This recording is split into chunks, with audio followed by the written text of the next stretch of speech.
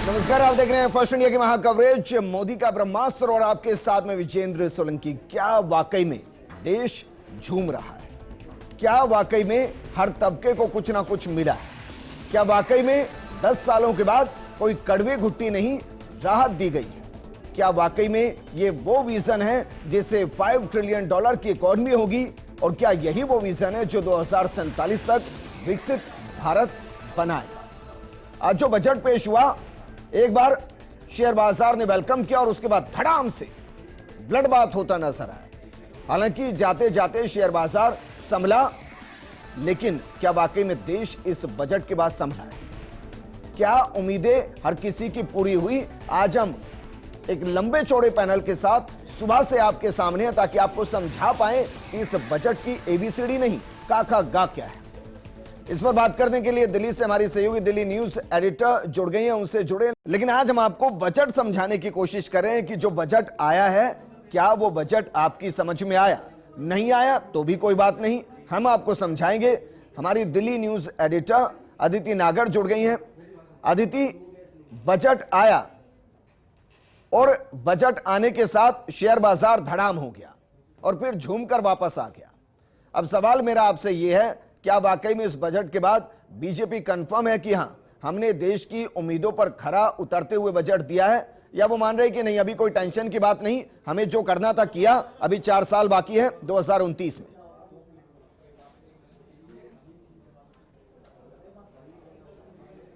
देखिए, भारतीय जनता पार्टी अपना हर एक, जैसे हम क्रिकेट खेलते हैं और उसमें हर एक शॉट अच्छा लगना, ये भारतीय जनता पार्टी की पॉलिटिक्स है। और अगर नहीं लगता तो उस पर समीक्षा होती है।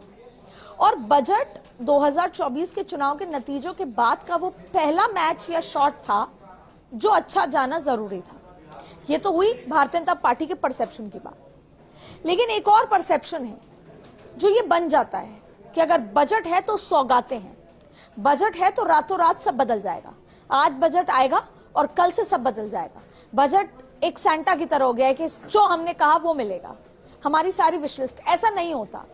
चाहे वो राज्यों की सरकारों की बात कर ले या देश की सरकारों, बजट आता है सोच समझ के आता है। आय व्यय तमाम तरीके की चीजें होती हैं और उसमें आप क्या दे सकते हैं, फिस्कल डेफिसिट, आप इसमें विदेश का इन्वेस्टमेंट, विदेश एक्सपोर्ट इंपोर्ट, तमाम चीजें देखी जाती हैं। तो अब आपने कहा कि आज का बजट कैसा रहा, तो पहले बात कर लेते हैं पॉजिटिव और इसके अंदर की कमियों का भी जिक्र करेंगे। पहली बात यह है कि आज का बजट एक डिसेंट बजट है जिसके अंदर लगभग सभी वर्ग को केटर किया गया है। और जो नरेंद्र मोदी का एक विजन है, महिला, युवा, किसान, गरीब, उनको भी केटर किया है। महिलाओं के लिए बहुत बड़ी राशि है, युवाओं के लिए स्किल, क्योंकि एक स्किल पे भी बहुत लंबा जिक्र है, उसके पॉजिटिव पॉइंट भी है, नेगेटिव पॉइंट भी है। ठीक वैसे ही किसानों के लिए भी है। ऐसे तमाम वर्गों को। और फिर देश में इंफ्रास्ट्रक्चर, सड़क का जाल, ये सब के लिए पिछले 10 सालों में हमने वो स्पीड देखी है।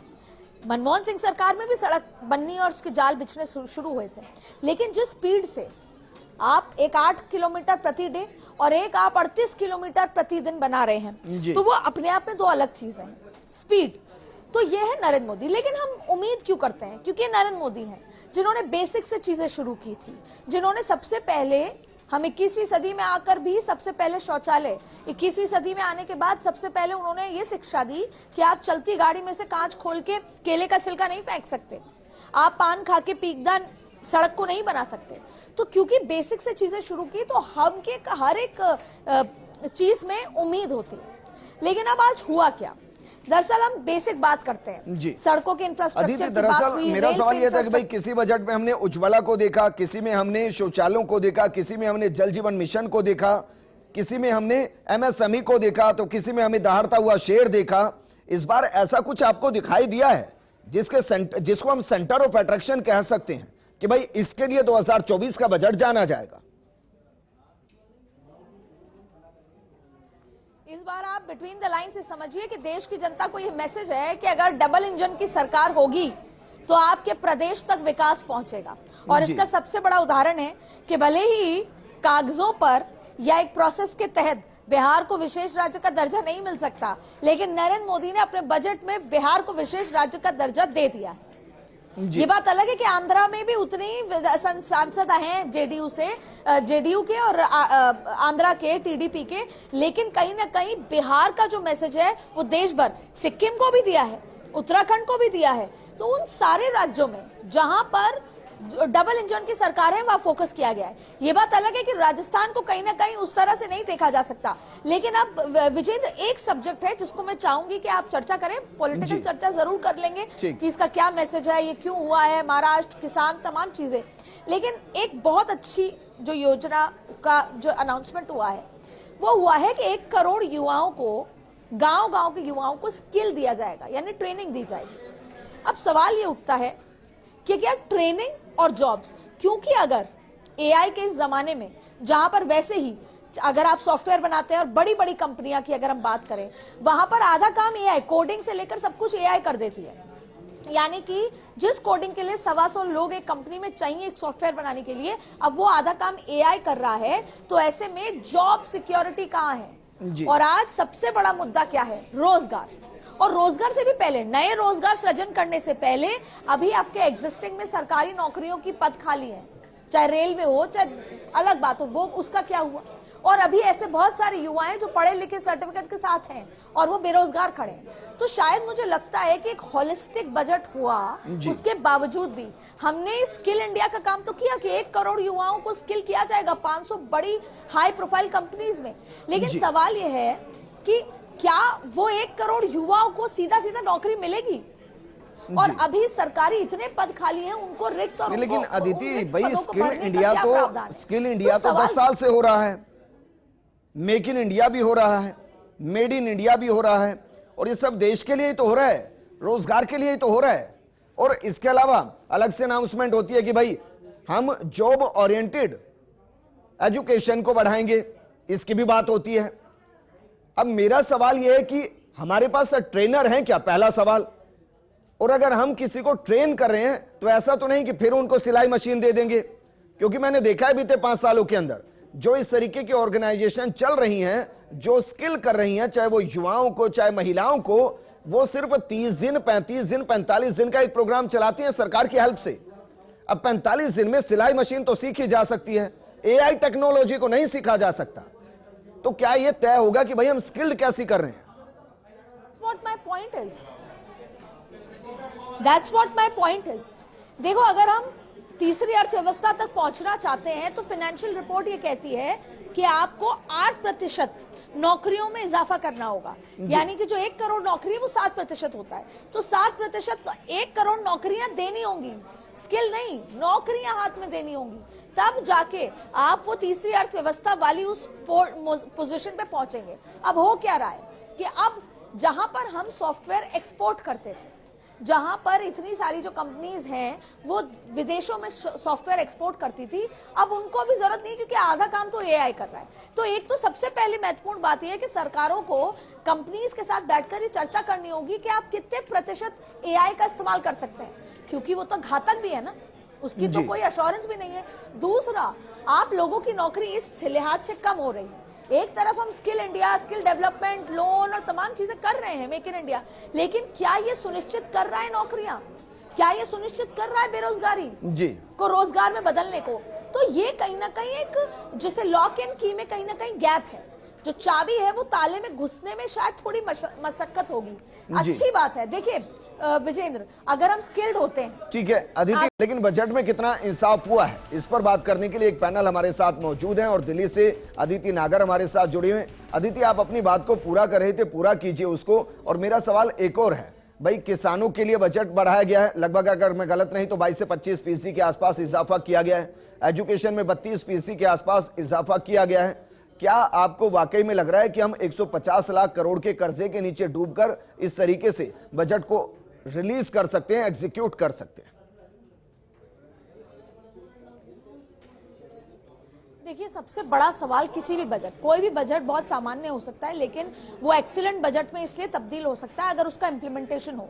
आपको विजेंद्र याद होगा, राजस्थान में जब बजट का जिक्र आया तब भी हमने इस बात का जिक्र किया था कि इंप्लीमेंटेशन हो पाएगा क्या, बजट में तो हम बहुत कुछ बोल देते हैं और हम कभी रिव्यू नहीं करते कि पिछले साल में कई गई बातें कितनी हुई हैं।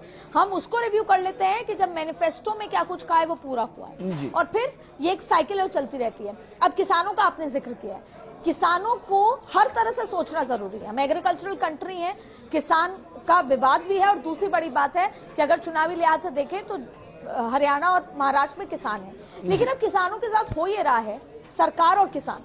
सरकार आपको ये ए दे रही है और किसानों को चाहिए बी।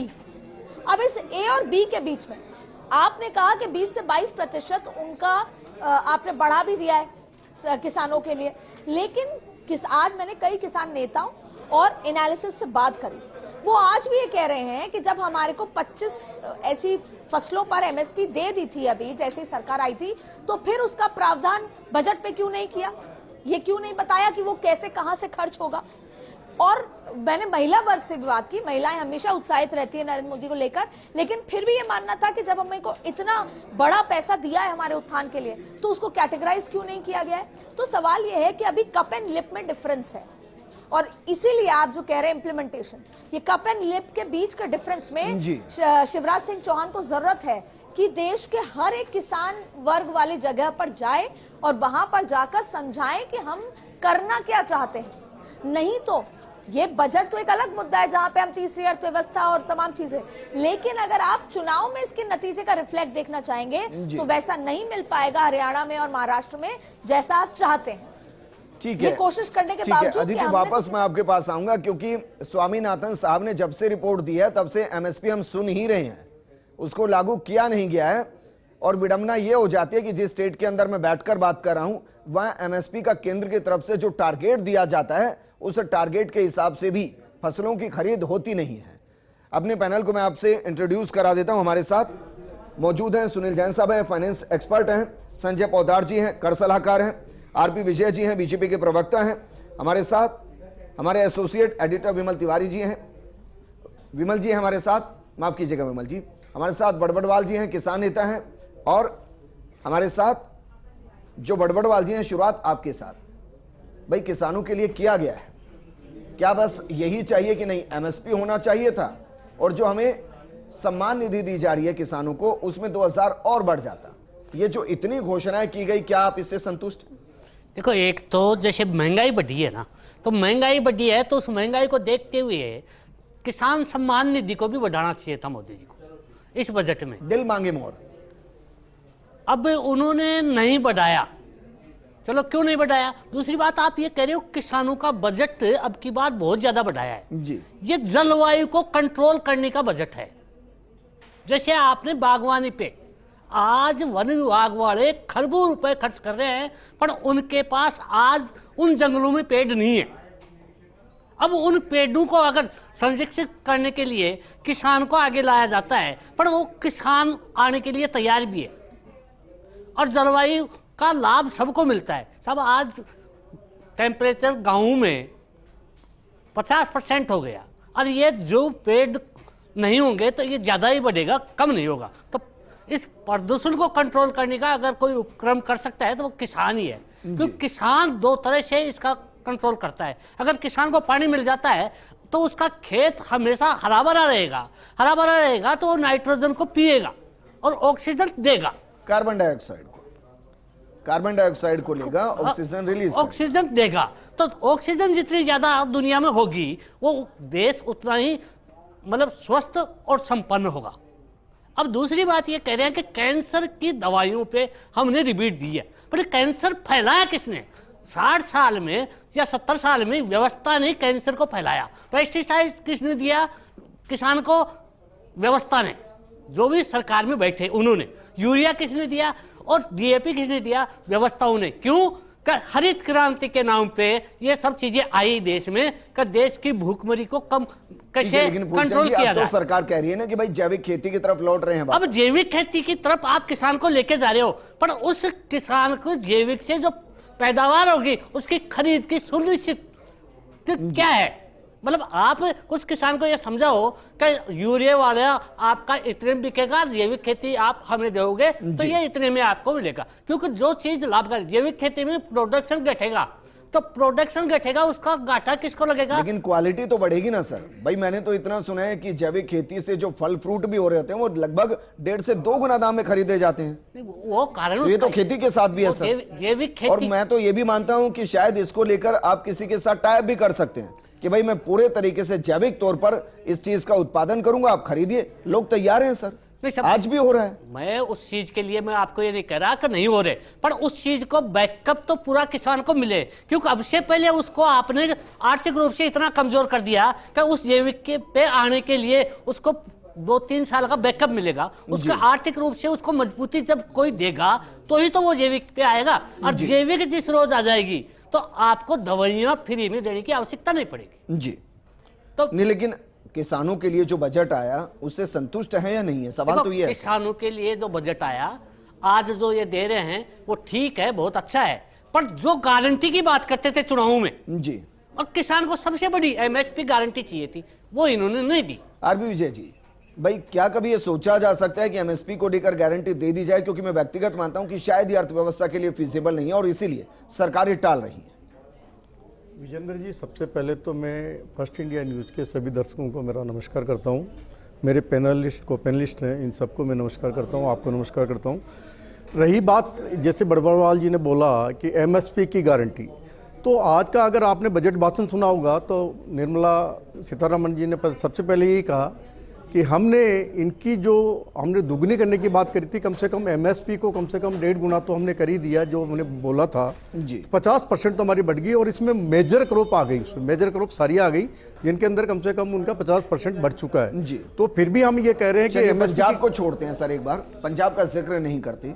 अब जरा बताइए किस देश के अंदर कौन सी क्रॉप को आप 100% खरीदते हैं एमएसपी पर? देखो, बेसिकली मैं आपको बताता हूँ, 100% जो हमारा बजट होता है ना, जो बजट देते हैं उसके हिसाब से होता है कि भाई इतना हमारा अलोकेशन है, उसके हिसाब से ही होती है। चलिए राजस्थान जो में कोई भी एक फसल आप चूज कीजिए, नहीं उसके लिए ये राजस्थान की कोई एक फसल चूज कीजिए और बताइए 50% विजेंद्र ज्यादा विजेंद्र जी मेरी बात सुनो जी।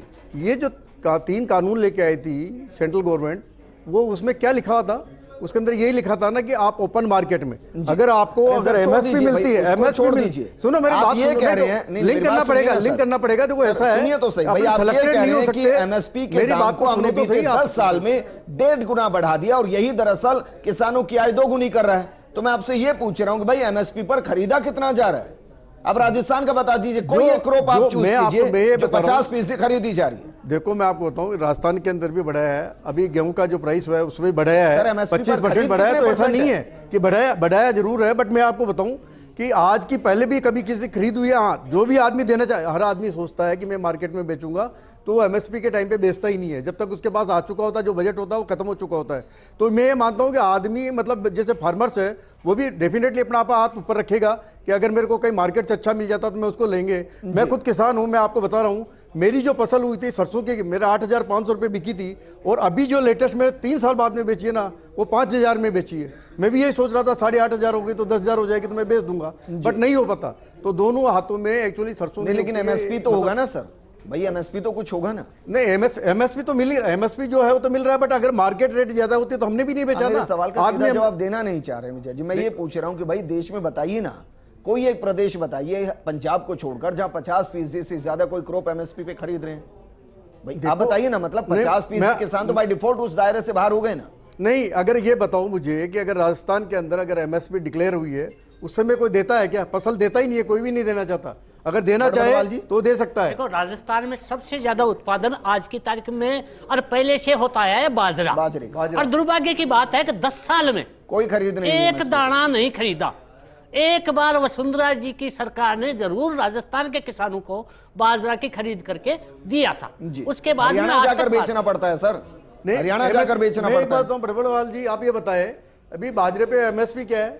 2350 रुपए। 2350 रुपए। मार्केट में कितने मार्केट में 1900, 1600, 1700, 1500 तक बिकता है जब ये मार्केट में हमारा बाजरा आता है। सुनो मेरी बड़बड़वाल जी, आज मैं चुग्गा लेने जाता हूँ ना, मुझे 35 रुपए किलो वाला बाजरा और ज्वार मिलती है जी। मेरे को मक्की भी है ना 38 रुपए किलो मिलती है। ये मैं हकीकत में बता रहा हूँ, लेके आता हूँ। क्या लेने हकीकत तो ये है, बट ये जो क्या लेने जाते हैं? मेरी मिर्ची खरीदी जाती है 10 रुपए। क्या लेने जा रहे हैं? चुग्गा लेने जाता हूँ। चुग्गा मतलब? अरे भाई नहीं, मुझसे पूछना चाह रहा हूं, फीडर जो होता है, वो ये कह रहे हैं कि भाई आलू में 20 रुपए किलो खरीदता हूं, लेकिन किसान से कितने में खरीदा जा रहा है? 2 रुपए 2.5 रुपए किलो सर। देखो ये तो मार्केट का एक आलू 10 रुपए का है सर। कोई कैलकुलेशन तो बताइए। आप एक मुट्ठी चुग्गे के दाम को एक किसान की पूरी खेती के साथ कनेक्ट कर रहे हैं। मैं हर महीने में कम से कम भी 30 किलो लाता हूं और वो फसल उसका पैसा मैं देता किसान से हूं। मैं कहता हूं चलो 10-20% कम कर लो, तो क्या करोगे? 10-20% कम कर लो। तो इनकी जो एमएसपी जो बता रहे हैं उससे तो फार बेटर रेट्स है ना।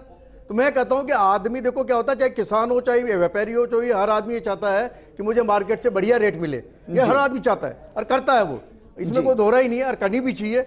मैं ये कह रहा हूं कि अगर एमएसपी समझिए सर, इतना भी मत कीजिए। आप खुद को किसान कह रहे हैं, 5 किलो या 50 नहीं, किलो नहीं ये 5 किलो बाजरे को आप चुग्गे में दे सकते हैं। जमीन है भाई, 5 क्विंटल को चुग्गे में नहीं बांट सकते हैं। जगह है मेरी। कैसी बात कर रहे हैं? ये विमल जी जानते हैं, कहीं 50 किलो हो गया तो चुग्गे में बांट दिया। हकीकत में किसान हूं, यहाँ बैठ करके चार्ट चुग्गे में दो बात है, बट मैं हकीकत में किसान हूं। आप मेरे से कोई बात पूछो किसान नहीं, मैं बता दूंगा आपको। देखिए क्या है कि परसेप्शन बहुत अलग होता है। नहीं परसेप्शन और परसेप्शन में तो ये होता है कि हमें स्वर्ग की सीढ़ियां मिल जाए, लेकिन जमीनी हकीकत बहुत अलग होती है, माली हालत बहुत अलग होती है, पैसा है या नहीं वो एक बात अलग होती है और बजट उसी पर टिका होता है।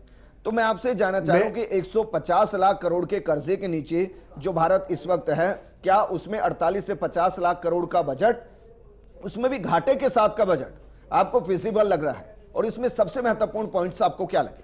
मेरे को एक बात बताओ। 1 मिनट नहीं, मैं आपको एक नहीं इसका जवाब मैं भी देता हूं। पहले आपको ये लगता है कि हमारे पास 150 लाख करोड़ का जो घाटा है बहुत बड़ा घाटा है। मैं कहता हूं इंडिया वर्ल्ड की कौन सी भी इकोनॉमी को उठा के देख लो, उनकी हालत क्या है। हम तो कहीं हारते ही नहीं है, हम तो 10% भी नहीं है, तो हम तो बहुत बढ़िया काम कर रहे हैं। और फिर दूसरी चीज हमने तो क्या है, फॉरेन जो हमारा जो लोन था उसको हमने कम किया है, हमने इन हाउस लोन लिए हैं। हमारा तो इंडिया से हमने पैसा लिया है, हमने आरबीआई से पैसा लिया है, हमारे फाइनेंशियल इंस्टीट्यूशन से पैसा लिया है। तो हमने तो बाहर का जो हमारा पैसा था उसको तो कम किया हमने। तो हमने तो उल्टा हमारा जो फाइनेंशियल फिजिकल जो है वो तो मैनेजमेंट बहुत बढ़िया है, हमने तो बहुत अच्छा काम किया है। आज भी हमने 5.1% का घटा के 4.9 पे लेके आए हम। ठीक है, आप ये कह रहे हैं कर्जा मायने नहीं रखता, चाहे वो 5.5 डेवलपमेंट के लिए मैं आपको बताऊं, घी पीने के लिए कर्जा नहीं लिया जाता, बट डेवलपमेंट के लिए मैं कर्जा ले रहा हूं तो बहुत बढ़िया है। हमने आज हमारी बॉर्डर को सिक्योर किया है, वहां पे इंफ्रास्ट्रक्चर तैयार किया है। क्या कुछ कह रहे जी भाई, आप समझा रहे थे, मैं जानना चाह रहा हूं कि की फैक्टर इस बजट के क्या है और एक कॉमन मैन को राहत कहां मिलेगी? देखिए विजेंद्र जी, यदि कॉमन मैन को राहत की बात करें तो कस्टम्स ड्यूटी में जो गिरावट की गई है, जो कमी की गई है, उसके कारण से कॉमन मैन को कुछ राहत मिलेगी। इसके अलावा जो आयकर स्लैब्स के अंदर जो कुछ राहत देने की स्टैंडर्ड डिडक्शंस बढ़ा करके जो राहत देने की कोशिश की है, उससे जो सैलरीड क्लास जो कि इनकम टैक्स पेयर्स का एक बहुत बड़ा हिस्सा है, उसको एक राहत मिलेगी। इसी तरह की जो राहत, जैसे इनकम टैक्स के अंदर जो डिस्प्यूट्स हैं, उन डिस्प्यूट्स को कम करने के लिए सरकार ने फिर एक पहल की है, इससे भी निश्चित रूप से राहत मानी जा सकती है। यदि राहत की बात करें तो सरकार ने इस बजट के माध्यम से एक रोड मैप तैयार किया है, अगले 5 साल तक सरकार क्या करने जा रही है, क्या इनकी योजना है। जो टोटल बजट की बात करें, टोटल बजट का जो आकार इस बार 48,20,512 करोड़ रुपया रखा गया है, जो पिछले साल यानी 2023-24 का जो बजट था वो 45,03,97 करोड़ रुपए था, उसकी तुलना में ये काफ़ी बढ़ाया गया है। इसके आधार पे ये कहा जा सकता है बढ़ी है सर हमारी। नहीं, सरकार की आमदनी भी बढ़ी है, इसमें कोई शक नहीं किया जा सकता। यदि हम डायरेक्ट टैक्सेज और इनडायरेक्ट टैक्सेज के से जो रेवेन्यू मिल रहा है उसकी बात करें तो उसमें लगातार बढ़ोतरी रही है और करीब 19% के आसपास की डायरेक्ट इनडायरेक्ट टैक्स की कलेक्शंस के अंदर बढ़ोतरी हुई है। इसके आधार पर ये कहा जा सकता है कि सरकार के पास में जो फंड रेजिंग है, अपार्ट फ्रॉम द लोन्स, जो रेवेन्यू है, रेवेन्यू भी बढ़ा है। एक कुछ स्टैटिस्टिक्स हैं जो बजट भाषण के साथ, घाटे के साथ का ये बजट है।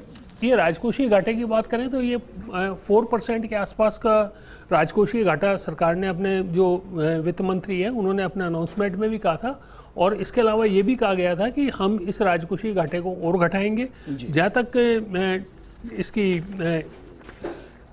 बात करें रुपया कहाँ से आता है और कहाँ जा रहा है, उसमें ज़रूर चिंता की बात ये है कि आज भी हमारे पास में जो स्टैटिस्टिक्स हैं, उन स्टैटिस्टिक्स के हिसाब से जो पैसा आ रहा है उस पैसे के अंदर एक बहुत बड़ा हिस्सा है जो ब्याज के रूप में सरकार को मतलब देना पड़ रहा है। बोरोइंग एंड अदर लाइबिलिटीज से 27% पैसा आज भी सरकार के पास में आ रहा है। और इसके अलावा जो इंटरेस्ट पेमेंट है, जो खर्च हो रहा है, वो 19%, 1 रुपये का 19 पैसा इंटरेस्ट पेमेंट के ऊपर खर्च हो रहा है, जो वास्तव में एक चिंता की बात है। जैसा कि आरपी विजय जी ने कहा था कि हम लगातार मतलब लोन्स को कम करने की कोशिश कर रहे हैं। यदि इस कोशिश में सरकार कामयाब होती है तो इसमें कोई शक नहीं, कम नहीं हुआ, वो जरूरत है। 2004 में अगर मैं गलत नहीं तो देश के ऊपर 13 लाख करोड़ के आसपास का कर्जा था, वो 2024 में 151 लाख करोड़ के आसपास का कर्जा है। बिल्कुल सही। तो कम कहाँ हुआ है फिर? नहीं, कम नहीं हुआ है, लेकिन 2014 में अगर मैं गलत नहीं तो सर शायद 34-35 लाख करोड़ के आसपास का ही कर्जा था, जो बढ़कर इस वक्त 151 लाख करोड़ के आसपास है। ये बात बिल्कुल सही है, सरकार का कर्जा बढ़ा है, लेकिन खाली जैसा कि आरपी विजय जी की बात से मैं भी सहमत हूँ कि खाली गवर्नमेंट ऑफ इंडिया ही नहीं है जिसके पास कर्जा बढ़ा है। आप अगर यूएसए की बात करें तो आज अगर विश्व में सबसे ज़्यादा कर्जदार देश कोई है तो वो यूएसए। उसकी तुलना में यदि कंपेयर किया जाए तो हमारा जो कर्जा बढ़ा है, जो स्पीड बढ़ी है कर्जे को बोरो करने की, वो दूसरे कंट्रीज़ की तुलना में हमारी कंपेरेटिवली कम है। लेकिन ये अच्छी नहीं कहा जा सकती। 5 साल में तो दोगुना हो रहा है कर्जा भाई, हर 5 साल में दोगुना हो रहा है। 33 से बढ़कर 10 सालों में 151 हो जाना, यानी कि हर 5 साल में दोगुना हो रहा है। तो क्या हम कर्जे से ही बजट पेश कर रहे हैं और क्या कर्जे पर ही पूरी योजना टिकी है? कर्जे का बहुत बड़ा हिस्सा है। जैसे जो स्टैटिस्टिक्स बजट्स के अंदर दी गई है उसमें खुद सरकार इस बात को एक्सेप्ट कर रही है कि 27% जो सोर्सेज हैं, रेवेन्यू का जो सोर्स है वो बोरोइंग्स है। बोरोइंग्स एंड अदर लाइबिलिटीज को 27% का हिस्सा बताया जा रहा है। और इसमें जो दूसरी इंपॉर्टेंट चीज़ है वो ये है कि इसमें इंटरेस्ट पेमेंट के ऊपर हमारे 19% खर्चा करना पड़ रहा है। ठीक बात, जो वास्तव में एक चिंता की बात है। ठीक है संजय पोद्दार जी, क्योंकि मैं मानता हूं कि भाई बजट के अंदर रियायत कहीं नहीं होती है, बस इतना अंतर होता है कि आप सीधा कान पकड़ रहे हैं या घुमाकर कान पकड़ रहे हैं। तो ये बताइए कि इस पूरे बजट में घुमाकर कान कहां पकड़ा गया है ताकि इधर से हम राहत दे दें तो उधर से पैसा जनता से खींच लें। देखिए विजेंद्र जी, ये पहला बजट है जिसमें मध्यम वर्ग का दिल को छुआ गया है, और इसमें ना घुमा करके कान पकड़ा गया ना सीधा कान पकड़ा गया, बल्कि मध्यम वर्ग के हाथों में फूलों का गुलदस्ता दिया गया।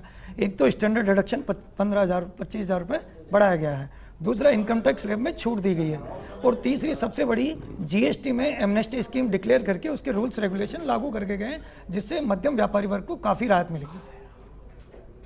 तो आप कह रहे हैं कि इस बजट का दोनों हाथों से स्वागत होना चाहिए। जी, ये पहला गुलदस्ता है जिसमें सभी के लिए फूल है, और ये सभी वर्ग को ध्यान में रख के गए एक संतुलित बजट है। तरीके से सवाल पूछ लेता हूं, तो ये बताइए ऐसा करने से, सरकार को राहत देने से कितने लाख करोड़ का नुकसान होगा?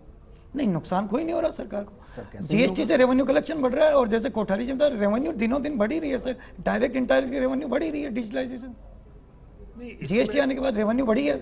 मैं इसमें सप्लीमेंट ये करना चाहूँगा विजेंद्र जी कि जो जीएसटी का कलेक्शन बढ़ रहा है, वो कलेक्शन की जो ग्रोथ है वो ग्रोथ लगातार बढ़ती चली जा रही है। यदि हम पिछले 6 महीने के जीएसटी के स्टैटिस्टिक्स को देखें तो उसमें लगातार बढ़ती चली जा रही है। जैसे अगर जून के अगर जीएसटी कलेक्शंस की बात की जाए तो वो भी 1,70,000 करोड़ रुपए के आसपास रहा है, जिसे कंपेरेटिवली एक कंफर्टेबल स्थिति कही जा सकती है। तो व्यापारियों के लिए राहत क्या है फिर, अगर जीएसटी कलेक्शन से ही पैसा आ रहा है? क्योंकि सर टैक्स पेयर तो मेरे ख्याल से अगर मैं गलत नहीं पूरे देश में 8 करोड़ के आसपास रजिस्टर्ड है। बिल्कुल, जो आईटीआर भरते हैं, और सिर्फ 64 से 65 लाख ही ऐसे हैं जो एक्टिवली आईटीआर भरते हैं, जिनसे पैसा जाता है सरकार को। नहीं, 64 से 80% के आसपास है। विजेंद्र जी, जो 64 से 65 लाख के आसपास जो इनकम टैक्स पेयर्स हैं वो हैं जो वास्तव में टैक्स चुकाते हैं। मैं वही कह रहा हूँ। और जो 8 करोड़ की जो संख्या जो बताई जा रही है उसमें से बहुत सारे लोग ऐसे भी हैं जीरो आईटीआर भरते हैं, या फिर वो उन्होंने आईटीआर एक बार भर दी और उसके बाद में वो इनकम टैक्सेबल नहीं होने के कारण उसके ऊपर टैक्स। मैं थोड़ा सा एक और बोलूं, इसमें क्या बेसिकली क्या है कि आप जो बात कर रहे हो, टीडीएस जिनका कट जाता है वो एक्चुअली डायरेक्ट कट जाता है, और उसमें रिटर्न भरने की भी दरकार नहीं होती है। रिटर्न भी भरते हैं तो उसमें जीरो टैक्स आ जाता है, क्योंकि उन्होंने अपनी तरफ से सेल्फ में नहीं जमा कराया, सेल्फ असेसमेंट में टैक्स जमा नहीं कराया, तो ये माना जाता है कि कोई टैक्स जमा ही नहीं कराया, बट उनका टीडीएस कट गया। तो कहीं आप जानते हो कि पूरे हिंदुस्तान में मिला करके, चाहे स्टेट गवर्नमेंट हो चाहे सेंट्रल गवर्नमेंट हो, सबके मिला करके, या पीएसयू है, बैंक है, इन सबके मिला करके इतने एम्प्लॉई होते हैं कि उनका टीडीएस पहले ही कट चुका होता है, उनको तो उल्टा रिफंड आता है। तो ये नहीं है कि वो टैक्स नहीं दे रहे, टैक्स तो वो दे रहे हैं, बट वो उसमें शामिल नहीं होता। जो आप 64-65 लाख की बात कर रहे हो, ये वो है जो बिजनेस क्लास है और जो बाद में पैसा भर रहा है, उनका टीडीएस नहीं कट रहा है, वो बाद में या तो एडवांस टैक्स जमा करा रहे हैं या फिर सेल्फ असेसमेंट पर टैक्स जमा। सर, इसी से जुड़ा हुआ एक सवाल ये भी है कि जैसे जो इनकम टैक्स के अंदर जो चेंजेज हुए हैं उनको लेके थोड़ा एलोबरेट कीजिएगा। आदमी को किस तरह से, जो आम टैक्स पेयर है उसको किस तरह से क्या राहत देखो मिलेगी? सबसे पहली बात तो ये है कि देखो आज की तारीख में जो जीएसटी का इसका जो न्यू रिजिम में जो स्लैब रेट है उसमें 1-1 लाख का कम किया है जी, वो जैसे 3 से 6 का था उसको 3 से 7 कर दिया, 3 से 7 कर है ना। 6 से 9 का था उसको 7 से 10 कर दिया, 9 से 12 था उसको 10 से 12 कर दिया, और 12 से 15 कर दिया, और फिर उसके बाद 15 के बाद में सीधा 30% लगा दिया। तो ये इनडायरेक्टली बेनिफिट 17,500 रुपये के हिसाब से मैक्सिमम बेनिफिट इनको मिला है। दूसरी चीज़ है अभी कैपिटल गेन जो है तो शॉर्ट टर्म को तो इन्होंने बढ़ाया है, जैसे अपने शेयर मार्केट में जो होता था उस शॉर्ट टर्म में तो इन्होंने 15% की जगह 20% कर दिया, but at the same time long term जो 10% का था वो 12.5% किया है। बट इसमें financial and non financial asset बहुत आ गई, ये बहुत बड़ी चीज है। इसमें एक्चुअली क्या है कि आपने प्रॉपर्टी बेची उस पर 20% टैक्स लगता था, now that will come in the 12.5%। But अब मेरे को साथ में एक और चीज लग रही है कि इसमें जो इंडेक्सेशन का फायदा है ना वो शायद गायब हो जाएगा जी। लेकिन एक और चीज मुझे समझाइए सर, किसी ने लॉन्ग टर्म या शॉर्ट टर्म के हिसाब से देखते हैं, शॉर्ट टर्म के हिसाब से मानिए किसी ने 1 लाख रुपए कमाया, उस पे 20% टैक्स लग रहा है, आप यही कह रहे हैं सर? हाँ जी। तो 20,000 चला गया टैक्स में। हाँ भाई, अब जो 80,000 उसका आया, क्या वो सालाना इनकम टैक्स की जो उसकी आमदनी है क्या उसके अंदर भी जुड़ेगा? और क्या अगर वो नहीं कैपिंग से बाहर होता है तो क्या उस पर फिर टैक्स देना पड़ेगा? नहीं, मेरा कहने का अर्थ ये है कि अगर आपका बिलो टैक्सेबल है तो उसमें जुड़ेगा नहीं, बट अगर सपोज करो आपका शॉर्ट टर्म कैपिटल गेन है और वो एक्सीड कर रहा है कि उस लिमिट से, तो उसके बाद में जो भी टैक्स आपका लगेगा, जिससे सपोज करो 20,000 1 लाख पे आपने 20,000 दे दिया जी, तो वो 80,000 पे ऑलरेडी जुड़ चुका, ये उसका आप ग्रोस टोटल इनकम में ऑलरेडी जुड़ चुका, उसमें अलग से पैसा नहीं लगेगा आपका, अलग से कोई नहीं लगेगा उसमें, वो ऑलरेडी जुड़ चुका। और इस बार इसका स्लेब अलग हो जाता है, वो अलग से जुड़ेगा, वो स्लेब में नहीं आएगा, वो अलग से जाएगा। ठीक है, भंवर हमारे साथ कोटा से जुड़ गए हैं। भंवर जरा बताइए, क्योंकि एजुकेशन के लिए पैसे को बढ़ाया गया है, 32% के आसपास बढ़ाया गया है, और आप तो एजुकेशन सिटी से ही हैं, तो क्या जो छात्र हैं जो आगे चलकर रोजगार की बात करेंगे, जो अपने बिजनेस तैयार करेंगे, जो हो सकता है उनमें से कोई यूनिकॉर्न भी बने, क्या कोटा वेलकम कर रहा है इसका?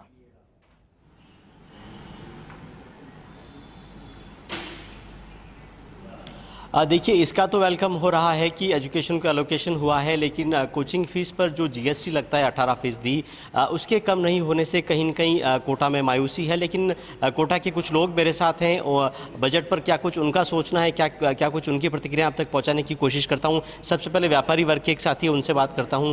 किस तरह से इस बजट को आप देखते हैं? 10 में से कितने अंक? 10 में से मेरे ख्याल से 8 अंक हैं। व्यापारियों के लिए बहुत अच्छा बजट है, क्योंकि मैं ज्वेलर्स हूँ तो मेरे लिए तो बहुत ही अच्छा बजट है ये, क्योंकि इस पर जो इम्पोर्ट ड्यूटी है वो 15 से घटा के 6 करिए, यानी 9% कम करिए। इससे ग्राहकों को भी फ़ायदा होगा और ज्वेलर्स को भी फ़ायदा होगा, व्यापार बढ़ेगा। सबसे बढ़िया बात है कि इलीगल रूप से जो सोना आयात मतलब हो रहा था उसमें बहुत कमी आएगी। लेकिन ये बताइए कि ये फ़ायदा ग्राहक तक डिलीवर होगा?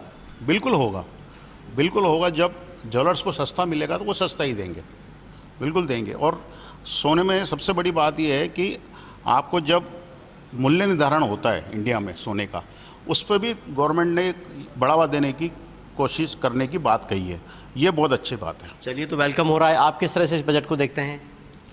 शानदार, जानदार और गरीब, युवा, महिला, किसान को समर्पित बजट है। युवाओं के लिए पहली बार 5,000 रुपये प्रति माह 12 माह तक देने का जो मोदी जी ने और निर्मला सीतारमण ने प्लान किया है, वो स्वागत योग्य कदम है। हमारे युवा जो हम देखते थे कि बेरोज़गार हैं, तो उन बेरोज़गारों को निजी कंपनियों में रोज़गार से जोड़ना और उन्हें इंटर्नशिप के नाम पे भत्ता दिलाना, उससे निश्चित ही युवा स्वरोजगार के माध्यम से जुड़ेगा। और एमएसएमई में जिनको 10 लाख तक का मुद्रा लोन के माध्यम से बजट मिल रहा था, लोन मिल रहा था, उसको 20 लाख करना, एमएसएमई के बजट की लोन की सीमा को 100 करोड़ तक ले जाना। एलोकेशन तो हुआ है, लेकिन एजुकेशन सिटी मायूस नहीं है। जीएसटी जो कोचिंग फीस पर लगता है उसको तो किसी तरह से रिवाइज नहीं किया है बजट में। जीएसटी एक अलग विषय आ जाएगा। अभी बजट में जिस तरह का किया है, आज मध्यम वर्ग को अगर हम ले लें, मध्यम वर्ग इस बजट से बहुत खुश है। इनकम टैक्स की दरों में बहुत सारा बदलाव किया गया है। एक बार नए वापस 3 करोड़ घर पूरे देश में गरीबों के लिए शहरी और ग्रामीण क्षेत्र में बनाने का प्लान किया है। निश्चित इससे पूरी इनकम बूस्ट होगी। मिडिल क्लास तो खुश है, लेकिन कर्मचारी क्या सोचता है? वेतन दे बहुत महत्वपूर्ण है। श्याम जी, कर्मचारी का क्या कहना है? कर्मचारी इस बजट से थोड़ा निराश हुआ है, क्योंकि पिछले 10 वर्षों में सरकार के द्वारा कोई टैक्स स्लैब में छूट नहीं दी गई थी। तो इस बार ये विचार किया जा रहा था कि इस बार कुछ अच्छा होगा कर्मचारियों के लिए, परंतु अच्छा कुछ भी नहीं हुआ। कर्मचारी विचार करता था कि 5 लाख तक की इनकम को टैक्स फ्री किया जाएगा, इसके साथ ही 5 से 10 लाख तक पर 5% टैक्स वसूला जाएगा, परंतु इन्होंने 6 स्लैबें बना दी टैक्स की और 6 स्लैब बनाकर उसे अलग अलग तरीके से वसूलने का काम किया है। इसके साथ ही साथ एनपीएस कर्मचारी, आप तो वाकिफ हैं कि राजस्थान में इतना बड़ा आंदोलन हुआ और एनपीएस को ओपीएस में परिवर्तित किया गया। पूरा देश का कर्मचारी जो 80 लाख कर्मचारी है वो राजस्थान की ओर निगाह किए हुआ था और इसके साथ ही साथ केंद्र सरकार की ओर भी हुए। एक बड़ा बिंदु ये है कि एनपीएस ओपीएस पर कोई बात बजट में नहीं हुई है। पूरे देश का जो कर्मचारी कि कोई भी काम सबको संतुष्ट नहीं कर सकता, कुछ उम्मीदें रह जाती हैं। हमारे साथ सुनील जैन साहब, क्योंकि मोदी सरकार ने प्रधानमंत्री आवास योजना पर बहुत फोकस किया है, इस बजट में भी फोकस किया है। मैं आपसे जानना चाह रहा हूं कि क्या प्रधानमंत्री आवास योजना में अगर इतने ज्यादा मकान बनाए जाएंगे जो बन रहे हैं, तो क्या इसका कोई फर्क पड़ता है रियल एस्टेट सेक्टर पर? पहला सवाल। और दूसरा सवाल ये कि अगर इसको हम फाइनेंस की नजर से देखें तो कैसा आपको लगता है? जितेंद्र जी, हाउसिंग फॉर ऑल का एक विजन सरकार का चलता था, बट अनफॉर्चुनेटली मैं देख रहा हूँ कि इतने प्रयासों के बावजूद भी हाउसिंग फॉर ऑल तो हम अचीव नहीं कर पा रहे हैं। उसका रीज़न ये है कि जो पुअर क्लास है वो अफोर्ड ही नहीं कर पा रहा है हाउसिंग को। There is a demand for housing, there is no demand for housing, but there is a necessity for housing. Demand इसलिए नहीं है कि अफोर्ड नहीं कर पा रहा है वो।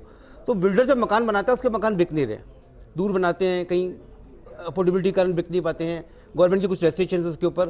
तो हमारे पास कुछ हाउसिंग स्टॉक पड़ा हुआ है, बट हम उसका ऑप्टिमम यूटिलाइजेशन नहीं कर पा रहे हैं जी। तो हाउसिंग फॉर ऑल के विजन के लिए जो सरकार की मंशा है उसमें डेफिनेटली एक बहुत बड़ा कदम ये है कि 1 करोड़ मकान की बात अर्बन हाउसिंग भी की गई है।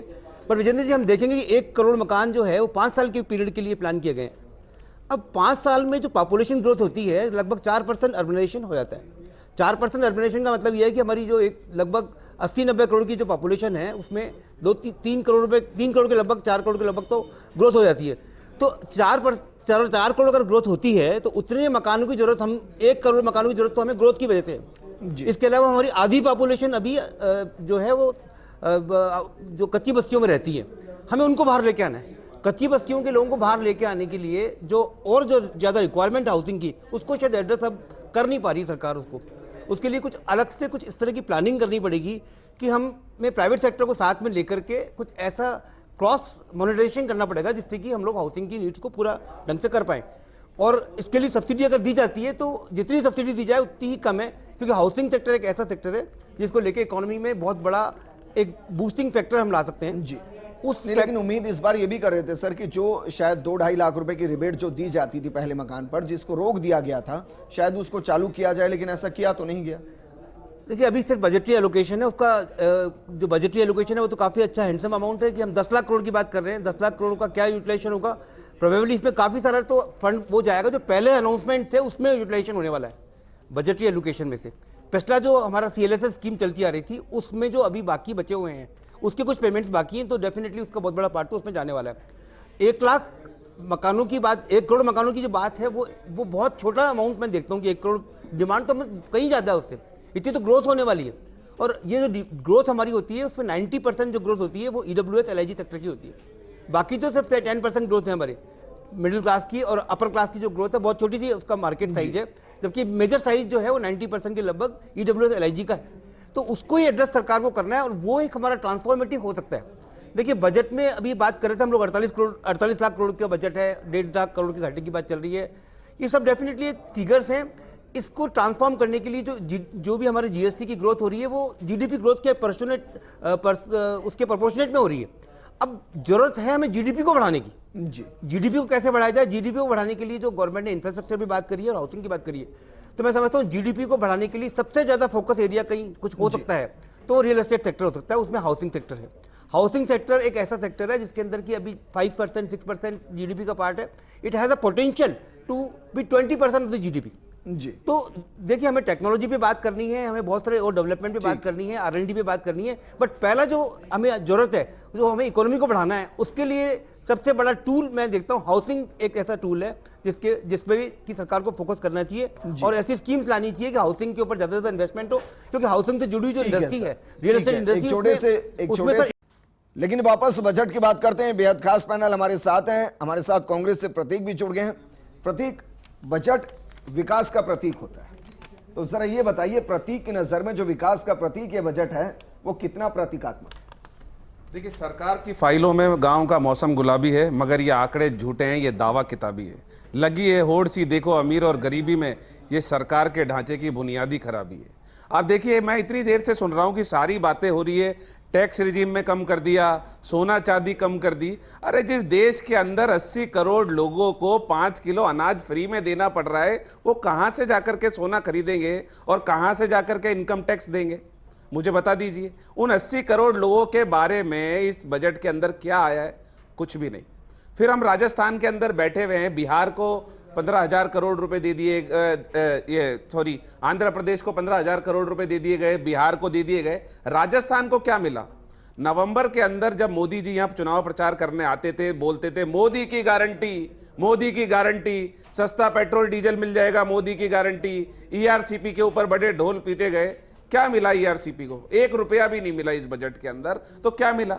ईआरसीपी को क्यों मिलना है? क्यों नहीं मिलना चाहिए बताओ? ईआरसीपी का तो सीधा ही रेशो है ना। नहीं, कहां है रेशो? वो होगा उस रेशो में मिल जाएगा। आएगा कैसे? बजट में एलोकेशन होता है। 90% पैसा प्रतीक, अब ऐसा भी मत कीजिए भाई, 90% पैसा उसका बाय डिफॉल्ट सेंटर से आना है। बाय डिफॉल्ट कुछ नहीं होता है। सरकार के अंदर बजट के अंदर प्रावधान होता है हर चीज का। 1 रुपया उससे कम और उससे ज्यादा खर्च नहीं होता, हर खर्चे का प्रावधान होता है बजट के अंदर। तो उस बजट के अंदर प्रावधान नहीं किया गया कोई भी इस साल के बजट के अंदर ईआरसीपी को लेकर के। दूसरी बात, अब मैं आ जाता हूं शिक्षा के बजट के ऊपर और स्वास्थ्य के बजट के ऊपर। स्वास्थ्य के अंदर 2017 के अंदर एक नेशनल हेल्थ पॉलिसी आई थी, उसके अंदर यह कहा गया था कि 24-25 तक हेल्थ सेक्टर में जीडीपी का 2.5% खर्च होगा, मतलब 3 लाख करोड़ रुपए। और अब उसको कितना किया है अभी तक? 91,000 करोड़ रुपए। आप बताइए, हेल्थ पे खर्च कर नहीं रहे आप। शिक्षा, पूरे दुनिया के देश जो विकसित देश हैं वो अपनी शिक्षा पे जीडीपी का 4 से 7% खर्च करते हैं। हम अभी कितना खर्च कर रहे हैं? 2.8%, जो यूपीए के समय पे 4.5-5% था। शिक्षा का खर्चा कम किया गया, रक्षा का बजट कम किया गया, स्वास्थ्य का बजट कम किया गया। तो मिला क्या है? ये सिर्फ भाई ये बताइए बढ़ाया कहां है? भाई बजट का साइज तो बढ़ा है ना। बजट का साइज कहां है बजट? तो मैं यही तो पूछ रहा हूं आपको कि कहां बढ़ाया है, बताइए। 80 करोड़ लोगों ना भाई, 80 करोड़ लोगों का कोई जिक्र नहीं है जिनको 5 किलो अनाज के लिए लाइन में आ रहा है। प्रधानमंत्री आवास बनेंगे वो किसके लिए? अरे आप मुझे एक बात बताइए, एजुकेशन पर जो खर्च होंगे किसके लिए? हुआ एजुकेशन 2.8% जो खर्च होगा वो किसके लिए? 2.8% है आपकी जीडीपी का। बताइए, जो यूपीए के समय में 4.5% सोलर लगेंगे वो किसके लिए? अरे मैं आदमी के पास तो खाने के लिए नहीं है, सोलर पैनल कहां लगाएगा? आप मुझे एक बात बताइए, 80 करोड़ लोगों को तो आपको 5 किलो अनाज देना पड़ रहा है, लाइनों में लगाना पड़ रहा है। विजय जी, ये क्या है? दरअसल वो घंटी है जो शायद बीजेपी ने खुद बांधी है। मैं इसलिए कह रहा हूं सर, क्योंकि 10 साल के जब गरीबी के आंकड़े आप निकालेंगे तो उस आंकड़े में बहुत तेजी से कमी हुई है। ये आंकड़े कह रहे हैं सर, और शायद अगर मैं गलत नहीं तो इस वक्त शायद 18-22% के आसपास की गरीबी बताई जाती है। तो फिर 80 करोड़ को जो अनाज दिया जा रहा है वो बीपीएल के आधार पर ही है ना सर? जिनके पास बीपीएल कार्ड है उन्हीं को दिया जा रहा है ना। विजेंद्र जी, प्रतीक जी को मैं बता दूं कि इनके टाइम पे जो अलोकेशन था या इनके जीडीपी क्या था, वो साइज क्या था। आज जीडीपी का साइज क्या है? ये परसेंटेज पे बात कर रहे हैं, तो अगर परसेंटेज की बात करो तो आप जीडीपी की साइज की भी बात करो। तो परसेंटेज की बात करूं, पैसे की तो बात नहीं की मैंने। नहीं जीडी है, बट आप समझो हमारी नहीं, हमारी पॉपुलेशन कितनी बड़ी उसके बाद में जीडीपी हमारी बढ़ रही है। प्रोरेट आप मेरी बात सुनो विजय जी। चलिए मैं आपसे पूछता हूं भाई, 1000 का 10% जितना होगा, 100 का 10% प्रपोर्शन में तो उतना ही होगा सर। भाई साहब, पॉपुलेशन आपकी जो जीडीपी बढ़ी है, आपकी जो जीडीपी का साइज बढ़ा है, पॉपुलेशन थोड़ी है का जो एलोकेशन है, पैसा तो उनके पास जाएगा ना सर। अगर 100 रुपए में से 4 रुपए चिकित्सा पर खर्च पहले होते हैं तो बाय डिफॉल्ट ना सर 1000 में 40 होंगे ना सर? नहीं, और 10,000 पे 400 होंगे। जो कि आज ऐसा थोड़ी ना कि 10,000 होता ही वो 200 रुपए हो जाएंगे। विजेंद्र भाई, पॉपुलेशन तो पूछ लीजिए। 11 के बाद तो सेंसस हुआ ही नहीं है। सेंसस बताइए, सुनो आप इसके सेंसस क्या हुआ है, कहां हुआ है? जनगणना हुई है 11 के बाद? नहीं, लेकिन मैं पता ही नहीं मेरी बात आपको सारा पता है। बड़ा कंफ्यूजन बीजेपी के 2011 के बाद नहीं है। सुनो मेरी बात, मैं विजय जी मैं ये पूछना चाह रहा हूं भाई, जो 80 करोड़ को आप अनाज दे रहे हैं वो कौन है? बिलो पॉवर्टी लाइन वाले हैं। कौन है वो? बिल्कुल सर जो भी है, समझ के बोलिए जो- प्लीज, मैं कह रहा हूँ जिनको मजबूत With करना request कह है, रहा हूँ। जिनकी कैपेसिटी नहीं है उनको हम मजबूत बिलो कर रहे हैं। पॉवर्टी लाइन है, बिलो पॉवर्टी लाइन तो हम नहीं कह सकते, उसमें भी 8 लाख 9 लाख रुपए की एक्चुअली हमने लिमिट बना रखी है। 9 लाख रुपए तक जिसकी इनकम है उसको दे रहे हैं हम, ऐसे को बिलो पॉवर्टी लाइन 2 लाख रुपए की इनकम वाले तो टैक्स भी ले रहे हैं, अनाज भी दे रहे हैं। जो पैरामीटर ये देखिए क्या बोल रहे हैं, मतलब 9 लाख रुपए जिसकी इनकम है उससे टैक्स भी ले रहे पूछ रहा हैं। हूँ भाई, अरे जो आप भैया, बांट रहे सुनो तो हैं, सही एक मेरी मिनट बात। सर, ये कंफ्यूजन आज हमेशा यही रहती तो है। मैं कह रहा हूँ आरपी आपको। विजय जी, भाई मुझे बताइए कि ये दस्तावेज है, इस दस्तावेज के आधार पर हम अनाज दे रहे हैं, अब बताइए वो कौन सा है? मैं ये बताऊं आपको कि आज की तारीख में जो कमजोर आदमी को जो आंका गया वो ये अरे माना सर, है कौन जिसकी भाई इनकम- सर्टिफिकेट के हिसाब से अरे काम सर्टिफिकेट चलता है मैं ना बता रहा हूँ सर? ना यार, जिनकी 8 लाख रुपए की जो इनकम कम है सर उनको 8 माना लाख गया। रुपए वाले से तो टैक्स ले रहे हैं, आप उसको गरीब का मान रहे हैं। अरे भाई साहब, आप 8 लाख समझे- रुपए वाले से टैक्स ले रहे हैं। अरे तो मेरी बात, सारे टैक्स दे रहे हैं क्या? एग्रीकल्चर से दे रहे हैं क्या? अरे 8 लाख रुपए क्या इनकम दे दे रहे हो आप, परिवार क्या की बात इनकम कर रहे हो आप? अरे यार 8 परिवार लाख में रुपए 4 वाले जने से यार आप 8 टैक्स ले लाख रहे रुपए दे रहे हैं, आप कौन सी की क्या समझाना चाहते हो आप दुनिया को यार? हम ये बेवकूफ समझाना चाहते हैं कांग्रेस का कि काम है 80 बेवकूफ करोड़ बनाने का, बेवकूफ लोगों बनाने का को काम किस कर रहे हैं। खाते में दे रहे हो आप? इनकम है ये 8 लाख समझाना चाह रहे हो मैं तो। परिवार को मिल रहा मैं है। पूछना चाह रहा हूँ क्यों दे रहे हो? अरे क्यों, तो आप ये मानो ना कि अगर 4 परिवार में 4 सदस्य हैं, उनकी मिलाकर के इनकम 8 लाख है, उसमें कहां टैक्स जाएगा यार? ये तो बताओ मेरे को, बताओ से आप गुमराह क्यों करते हो? कौन से कागज में लिखा हुआ है? अरे कागज कौन से दिखाइए। कागज में? क्या आपको बताइए। पता नहीं है क्या? आपने क्या सरकार आपने चलाई है अपने यार, हिसाब से कर आपने दिया? सरकार चलाई है, आपने भी दिया है, आपने आपने भी दिया, आपने सरकार चलाई है। अभी तो जुम्मे आप 6 महीने पहले तो निकले हो। सर यहाँ तो हम डिस्कशन करने के लिए, ताकि आम आदमी को समझ में, आप ये कह रहे हैं कि जिस परिवार हाँ मैं वही कह रहा हूं, जिस परिवार की आमदनी 8 लाख रुपए सालाना से कम है उनको आप अनाज दे रहे हैं, और ऐसे देश के अंदर 80 करोड़ लोग हैं, परिवार नहीं, 80 करोड़ लोग हैं। अगर आप ये कह रहे हैं ना, 20 करोड़ परिवार हो गए एक तरीके से। कितने परिवार हुए सर? 20 करोड़, अगर 4 मानते अपने एक परिवार मैं में, करेक्ट कर देता हूँ, वो 20 करोड़ परिवार हो गए। राष्ट्रीय खाद्य सुरक्षा नियम है, उसके तहत दे रहे हैं, शायद विजय जी को पता नहीं है। अरे भैया मेरे को सब पता है, बट आपने पता ही नहीं है, बोल ही नहीं पा रहे। नियम तो आपने सरकार आपकी है, बता मैं रहा हूँ। कुछ किया था क्या? खाद्य सुरक्षा नियम हम ही लाए थे, आप ही लाए थे, हम ही लाए थे वो खाद्य सुरक्षा नियम। देखो हम ही लेके आए थे। आप एक पहले बात सुनने की आदत डाल लो, सुनते नहीं हो आप बता, गलत बताओगे तो क्या सुनेंगे? क्या फिक्र आप बताइए क्या गलत बता रहे हैं? ये कानून कौन लेके आया था? हम लेके आए थे राष्ट्रीय खाद्य सुरक्षा नियम। फिर आपको ये पता नहीं है? हमारी सरकार लाई थी। फिर क्या पता आपको? आपने तो दिया नहीं। अरे हमारी सरकार लाई थी, मेरे को क्या पता? आप तो कानून बना कर गया, आपने तो ऐसे। अरे 80 करोड़ लोगों को क्या किया आपने? क्या दिया 80 करोड़ लोगों को? आप लोगों 5 किलो अनाज, आप लोगों ने कुछ भी नहीं 5 किया, किलो अनाज दिया, घोषणाएं कर दी, 5 किलो अनाज सिर्फ घोषणाएं कर दी, 5 किलो अनाज के लिए लाइन में लगा दिया। हमने किए, आप लोगों ने कुछ नहीं किया। एक मिनट, आप लोग तो ऐसी बातें करते हो, आपने किया नहीं, डिक्लेरेशन कर दी। सर मैं ये भी जानना चाह रहा हूं कि काम कर रहे हैं उनके। रेलवे का बहुत ज्यादा जिक्र इस बजट में किया नहीं गया, जबकि सबसे बड़ा सेक्टर है सर, वो रोजगार के हिसाब से भी, ट्रांसपोर्टेशन के हिसाब से भी, और इकोनॉमी के हिसाब से भी सबसे बड़ा सेक्टर है सर। सिर्फ एक शब्द रेलवे का, सिर्फ एक, अगर 60-65 पन्नों को पढ़ेंगे तो एक बार नहीं। आप मेरे को बताओ, इस बार हमने प्रायोरिटीज फिक्स किए, 9 प्रायोरिटीज आर देयर, जिसके अंदर सब चीजें आ गई। इंफ्रास्ट्रक्चर में क्या रेल नहीं आएगा क्या? मेट्रो नहीं आएगी क्या? जी क्या नहीं आएगा? चलिए मैं आपसे पूछ लेता हूं, आपसे पूछ लेता हूं भाई, टोंक के अंदर रेल आएगी? ये तो समझने की बात है। जब हमने रेल आएगी भाई, मैं आपसे पूछ लेता हूं, क्योंकि पहले जब बजट आता था तो पढ़ा जाता था, यहां से वाया यहां होते हुए यहां ट्रेन जाएगी, आदमी को पता चलता था। नहीं, आज भी अब एक तो दो पता ही ट्रेन नहीं पड़ी चलता गई ना है, सर। आज भी एक दो अब ट्रेन मैं आपसे पड़ी पूछ रहा हूं, आप बताइए क्या टोंक के अंदर ट्रेन आ रही है इस बजट में?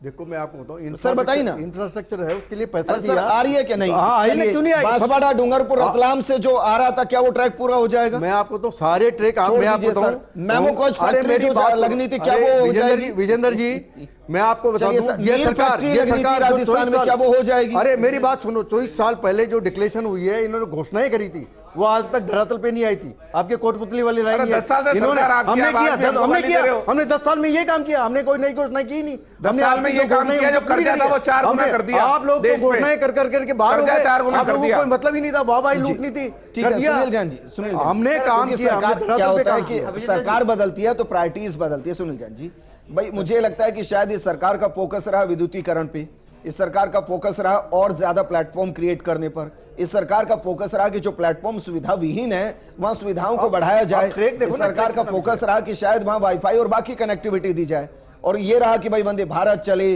और चले, एक्सप्रेस चले। आपको लग रहा है कि शायद ये वो विजन रहा जिसमें कहा गया कि जो है उसको सबसे पहले बेहतर करना है, घोषणाओं पर बाद में फोकस करना है? आपको लग रहा है इस सरकार के बीच का एक मॉरल डिफरेंस है जो दिखाई देता है? सर मैं अभी जो डिबेट सुन रहा था बीजेपी और कांग्रेस की चल रही थी, और किसी भी बजट जब होता है तो वो बजट से पहले ही पता होता है कि बीजेपी को तो ये बोलना है कि था बजट बहुत अच्छा है और कांग्रेस को ये बोलना है कि बजट बहुत खराब है। हमें आदत पहले हो से गई, पता होता है, जनता को भी आदत हो गई है क्योंकि चर्चा पूरे बजट के ऊपर पूरे पैनल के साथ में एक्सपर्ट भी यहाँ बैठे हैं। तो मैं एक पहलू बताना चाहूँगा, 80 करोड़ लोग अभी भी हम कह रहे हैं कि गरीबी रेखा में है या परिवार गरीबी रेखा में है, जो भी हम बोलते हैं, बस उनको हमें सब्सिडाइज करने की जरूरत पड़ रही है।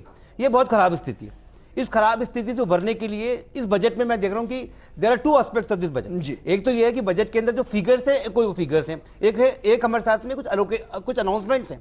अनाउंसमेंट्स क्या है? अर्बनाइजेशन को लेकर अनाउंसमेंट्स हैं, और इसके अलावा अनाउंसमेंट्स ये हैं कि हम लोग इंफ्रास्ट्रक्चर के माफी के साथ आपको रोक रहा हूं सर, मैंने कईयों से इस बारे में बात की कि भाई ऐसा क्यों होता है। उन्होंने मुझे एक तथ्य दिया, मैं नहीं जानता कि वो सही है या गलत है। उन्होंने कहा कि भाई गोदाम के, सरकारी गोदामों की कैपेसिटी है, उससे ज्यादा प्रोक्योर नहीं कर सकते। एमएसपी पर खरीदने की एक मजबूरी है कि आपको इतना % खरीदना ही पड़ेगा। अब अगर हम उसको प्रोक्योर करते हैं तो सरकार पर उससे ज्यादा खर्चा आएगा बनस्पत की उसको 5 किलो के हिसाब से जनता में वापस बांट दिया जाए। उन्होंने मुझे कैलकुलेशन समझाया कि हम उनको बांटकर सरकार अपना पैसा बचा रही है, खर्च नहीं कर रही है। सुनील जैन जी, क्या क्वेश्चन क्या हुआ सर आपका? थोड़ा नहीं, आपने जो कहा ना कि बुरी स्थिति है कि 80 करोड़ लोगों को अनाज देना पड़ रहा है, सरकार के लिए बुरी स्थिति है। नहीं, बात नहीं, कैलकुलेशन बता रहा हूं। आपने उसको थोड़ा मैं शेयर दिया तो समझा नहीं पाया आपको मैं। मेरा कहने का तात्पर्य है कि हम आज जिस एरा में जी रहे हैं, आजादी के 75 साल के बाद में भी हमें अपने 80 करोड़ पॉपुलेशन के लिए अनाज की चिंता करने के साथ में सरकार को उनको अनाज बांटना पड़ रहा है। ये इसलिए नहीं हो पा रहा कि अभी मैं इसको थोड़ा सही कर रहा हूं। हाँ। वो सिर्फ 22 करोड़ के आसपास की पॉपुलेशन है, 22%, जिनके लिए हमें इस स्थिति में जाना पड़ता है कि हाँ वो बिलो पॉवर्टी लाइन है। 80 करोड़ बिलो पॉवर्टी लाइन देश में नहीं है। 80 करोड़ तो मिल रहा है ना अनाज, अनाज तो इसी करोड़ को दे रहे हैं ना सर। मैं कह रहा हूं बिलो पॉवर्टी लाइन की अपनी डेफिनेशन है, प्रोक्योर करेंगे तो ज्यादा खर्च आएगा। हमें देखिए टोटलिटी में देखिए, इसको मैं ऐसे समझाता हूं बीपीएल भी है हमारे पास, बीपीएल भी है, लेकिन हमारे पास में वो परिवार, गरीब परिवार भी है जिनको हम 80 करोड़। केंद्र सरकार ने लास्ट सेंसस कब कराया था पता कैसे लगेगा? और लास्ट बीपीएल का कार्ड कब बनाया था ये बता दीजिए। विजेंद्र जी 4-5 साल से विजेंद्र जी एक बात समझने की कोशिश करें। विजेंद्र जी एक बात समझने की कोशिश करें, लेकिन यही मेरा तो कार्ड ही नहीं बन रहे।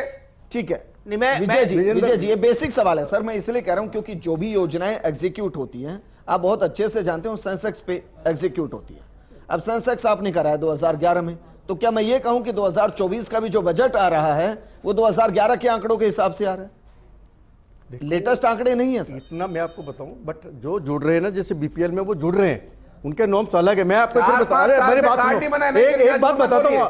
बीपीएल कार्ड कोई नहीं बन रहे, आप मुझे अरे प्रतीक जी सुनो, अरे सुनो, नहीं अरे सुनो तो सही। वीरेंद्र जी अगर बन रहा हो पिछले 2 साल, अरे मेरी बात तो सुनो। 2 साल को छोड़ो, आप तो 11 की बात कर, 2011 की बात कर रहे हो। सेंसस नहीं है आपके पास तो कैसे बनाएंगे बीपीएल का कार्ड? अरे मेरी बात सुनेगा का भाई, ये बात नहीं करेगा। मैं कह रहा हूं कि कांग्रेस की सरकार ने, जब सुप्रीम कोर्ट ने ये कहा था, जब अनाज सड़ रहा था, बिल्कुल पंजाब के अंदर क्या कहा था, उन्होंने कहा था कि फ्री में बांटो गरीबों को।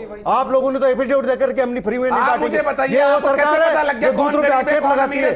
अरे यूपीए सरकार ने 10 साल तक उन्होंने सुप्रीम कोर्ट में ऑर्डर दिया था कि हम सरकारों को, हम गरीबों को अनाज नहीं बांटेंगे, गरीबों को अनाज नहीं बांटे। ये आपकी सरकार थी, यूपीए की सरकार जिन्होंने ये काम किया था।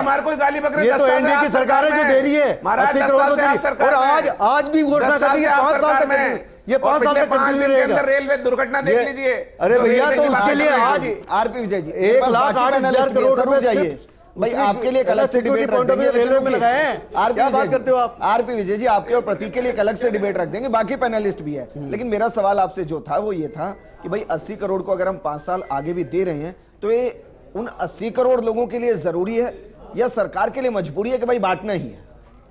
देखो, हमारे पास भरपूर खाद्यान्न है, और अगर किसी आदमी को सहायता मिलती है उससे, तो वो सहायता हम दे रहे हैं। मतलब मजबूरी है ना कि प्रोक्योर नहीं कर पा रहे। राष्ट्रीय खाद्यान्न सुरक्षा अधिनियम कौन लेके आया था? ये लेके आए थे। पूछ लीजिए, मैं लेने जाऊंगा तो मुझे मिलेगा क्या? जेब से तो कोई दे नहीं रहा। मैं लेने जाऊंगा मुझे मिलेगा? बीजेपी को जेब से दे नहीं रही। सरकार का जो कानून है, कानून के तहत दे रहे हैं, मिलेगा, कानून के तहत दे रहे हैं, मिलेगा। उसका कानून बना हुआ है। ठीक है प्रतीक, आपको मिलेगा 30% टैक्स का स्लैब। वो व्यवस्था इस बजट में की गई है आपके लिए, अच्छे से की गई है। लेकिन बड़बड़वाल जी, जितनी डिस्कशन हो रही है ना सर, ये उस अन्न को लेकर हो रही है जो आप लोग उगाते हैं, जो हमारे किसान भाई उगाते हैं। देखो, इससे जो अन्न दिया जा रहा है ना 80 करोड़ लोगों को, वो किसान के खिलाफ षड्यंत्र रचा गया। क्यों? क्या उस लोगों को जिनको अन्न आप फ्री में दे रहे हो, उनकी आय नहीं बढ़ा पाए। और उस किसान को मारने का काम आपने किया, क्योंकि वो उत्पादन करके उसकी पूर्ति कर रहा है, पर उसको उसका पसीने का पैसा नहीं दिया आपने। एक तरफ तो आप उसको तो गरीब बनाते जा रहे हो और इधर आंकड़ा आपका 80,000 करोड़ का गरीबी का बढ़ाते जा रहे हो जी। अब ये बताओ मेरे को कि आप इस षड्यंत्र को समझो। नहीं, आज गरीबी है ही नहीं, क्योंकि आज मैं ये देखता हूं कच्चा घर गांव में नहीं है, इसका मतलब गरीबी खत्म हुई है। और गरीबी जहां खत्म हो गई उसको पुश करो, उसको रोजगार उपलब्ध कराओ, उसको फ्री की आवश्यकता ही नहीं है।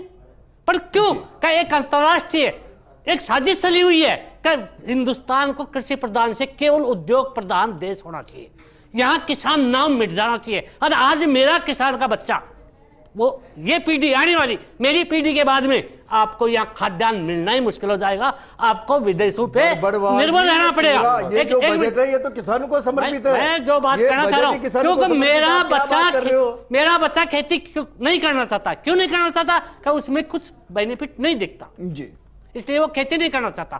आप ये करो, किसानों का बजट है। मैं तो ये देख रहा हूँ कि लोग इंजीनियरिंग की नौकरी छोड़कर बागवानी कर रहे हैं, खेती में जा रहे हैं, देख रहा हूँ पैसा कमा रहे हैं। मैं बता देता हूँ, मेरा कहना है वैज्ञानिक कर रहे हैं। मैं उस चीज का भी आपको बताऊंगा। भाई एक बात बताइए ना, एक मिनट सर, बड़बड़वाल जी आपसे पढ़े लिखे आदमी सर एक किसानी कर रहे हैं, पढ़े लिखे भाई बड़बड़वाल जी वो पैकेज छोड़ के आ रहे हैं जी। भाई देश की डिमांड और प्रोडक्शन दोनों के बीच में एक समावेश होता है ना सर, बैलेंस होता है। डिमांड एंड सप्लाई के बीच में होता है ना। सब्जी उगा के उसको अब अगर पूरा देश अनाज ही उगाता चला तो दाम गिर जाएंगे सब। किसानी पे पूरे पे सवाल उठा दिया, ये तो पहले मेरी सुन लो, पहले मेरी किसान की पहले सुनेंगे आप। इंजीनियर 1 लाख रुपए पर मंथ का पैकेज छोड़ के आ रहा है, वो अपने साथ करोड़ों रुपए लेके आ रहा है, और वो करोड़ों इन्वेस्ट करके और इस जो बजट का जो क्रीम है उसको भी वही खा रहा है। मेरे किसान देखो, मेरे किसान को उस सब्सिडी में भी सीड नहीं मिल रहा है। आज सबसे बड़ी बात, मैं इस सरकार को एक धन्यवाद देना चाहता हूँ कि जो किसान को यूनिक कार्ड बनाने की जो रजिस्ट्री की बात कर रहे हैं जी, वो इस चीज का मैं धन्यवाद देना चाहता हूँ। इससे ये साबित हो जाएगा कि किसान कौन है। ठीक, क्यों कॉन्टेक्ट वेस्ट आप ये कह रहे हैं कि जो उद्योगपति किसान बन रहे हैं वो इससे बाहर हो जाएंगे। ठीक है, बजट की एबीसीडी नहीं, हम काका गा आपको समझा रहे हैं, आपकी भाषा में आपको बता रहे हैं कि भाई आपको कहां फायदा हुआ और कहां थोड़ी सी जेब टाइट करने की जरूरत है। बेहद खास पैनल हमारे साथ मौजूद है। उस पैनल के अंदर बीजेपी प्रवक्ता राखी राठौड़ जी भी जुड़ गई हैं, लेकिन उससे पहले आपको तस्वीरें कुछ दिखाते हैं।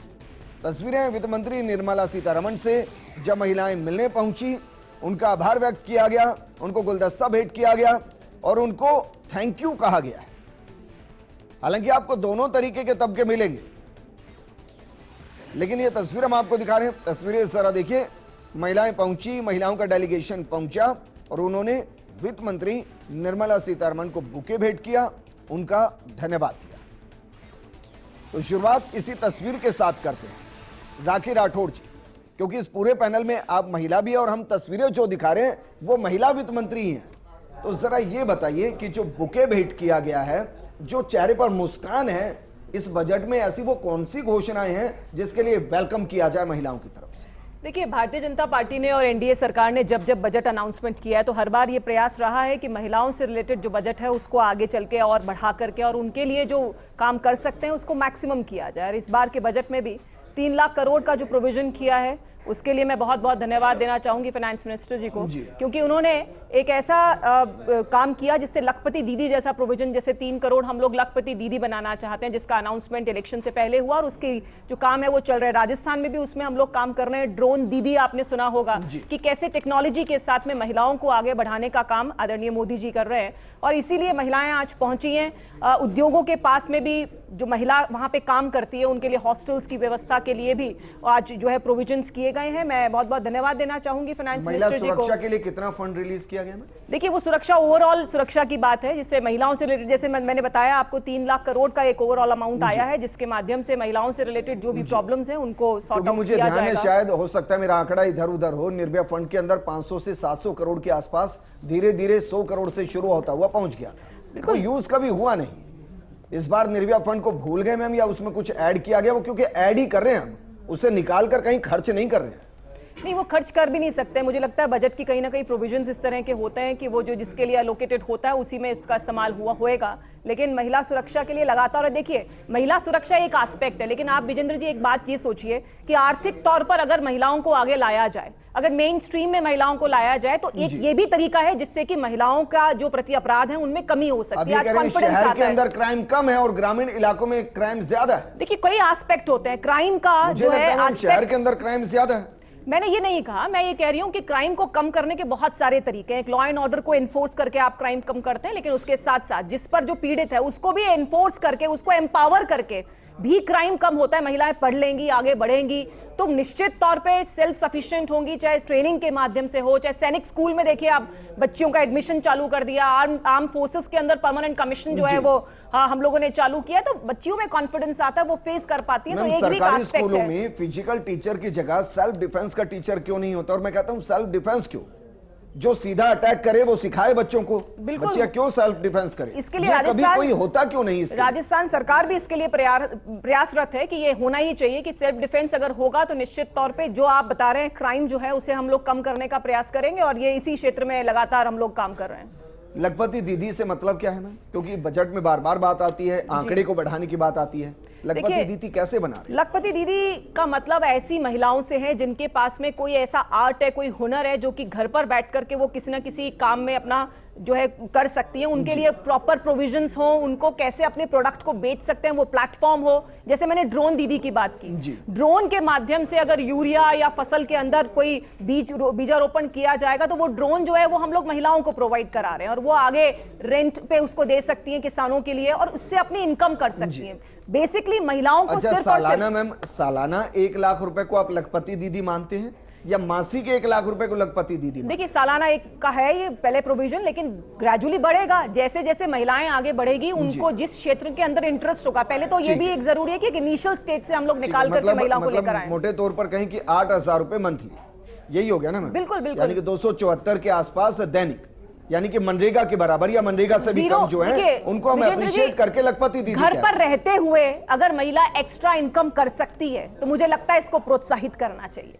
अगर घर पे रहते हुए उनको अगर किसी चीज में इंटरेस्ट है तो लखपति मतलब सिर्फ 1 लाख नहीं हुआ, 10 लाख भी लखपति होता है, 15 लाख भी आपने मिनिमम को पकड़ा, को मैक्सिमम को पकड़िए ना। आप तो ये सोचिए कि अगर ऐसा एक्सपोजर मिलेगा और आगे चल के मार्केट में उनको अगर मिल जाए तो निश्चित तौर पे वो आगे बढ़ाने का काम करें, ना केवल खुद बल्कि बाकी महिलाओं को भी रोजगार देने लायक स्थिति में रहेंगी। नहीं, इसको मैं व्यक्तिगत तौर पर अच्छा मानता हूं, क्योंकि एक महिला अगर घर के अंदर काम करने के बाद अगर घरेलू महिलाएं 5-7 घंटे अगर वो खर्च करके 8 से 10,000 रुपए कमाती है तो वहां के बच्चों के एजुकेशन होगा, उनके बिल्कुल सेविंग होगी, और सेविंग के साथ परिवार सशक्त होगा, चाहे वो खाने पीने की चीजें हो या इंडिपेंडेंसी आती है।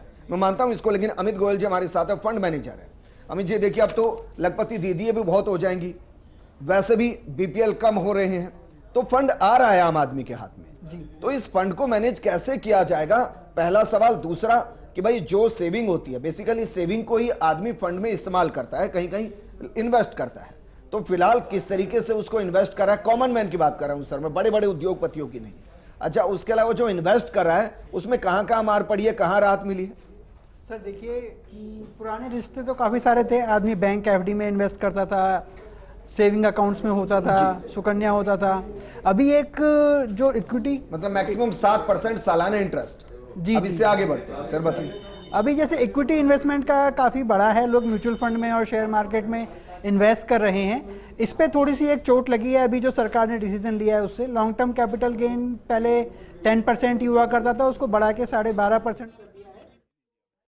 अंकित गोयल जी हमें फंड मैनेज करना समझा रहे थे, आप भी आसानी से समझिए, क्योंकि अगर 5,000 रुपए भी आप सेव कर पा रहे हैं तो उसको इस्तेमाल कहां करना है जहां मैक्सिमम बेनिफिट आपको मिल सके।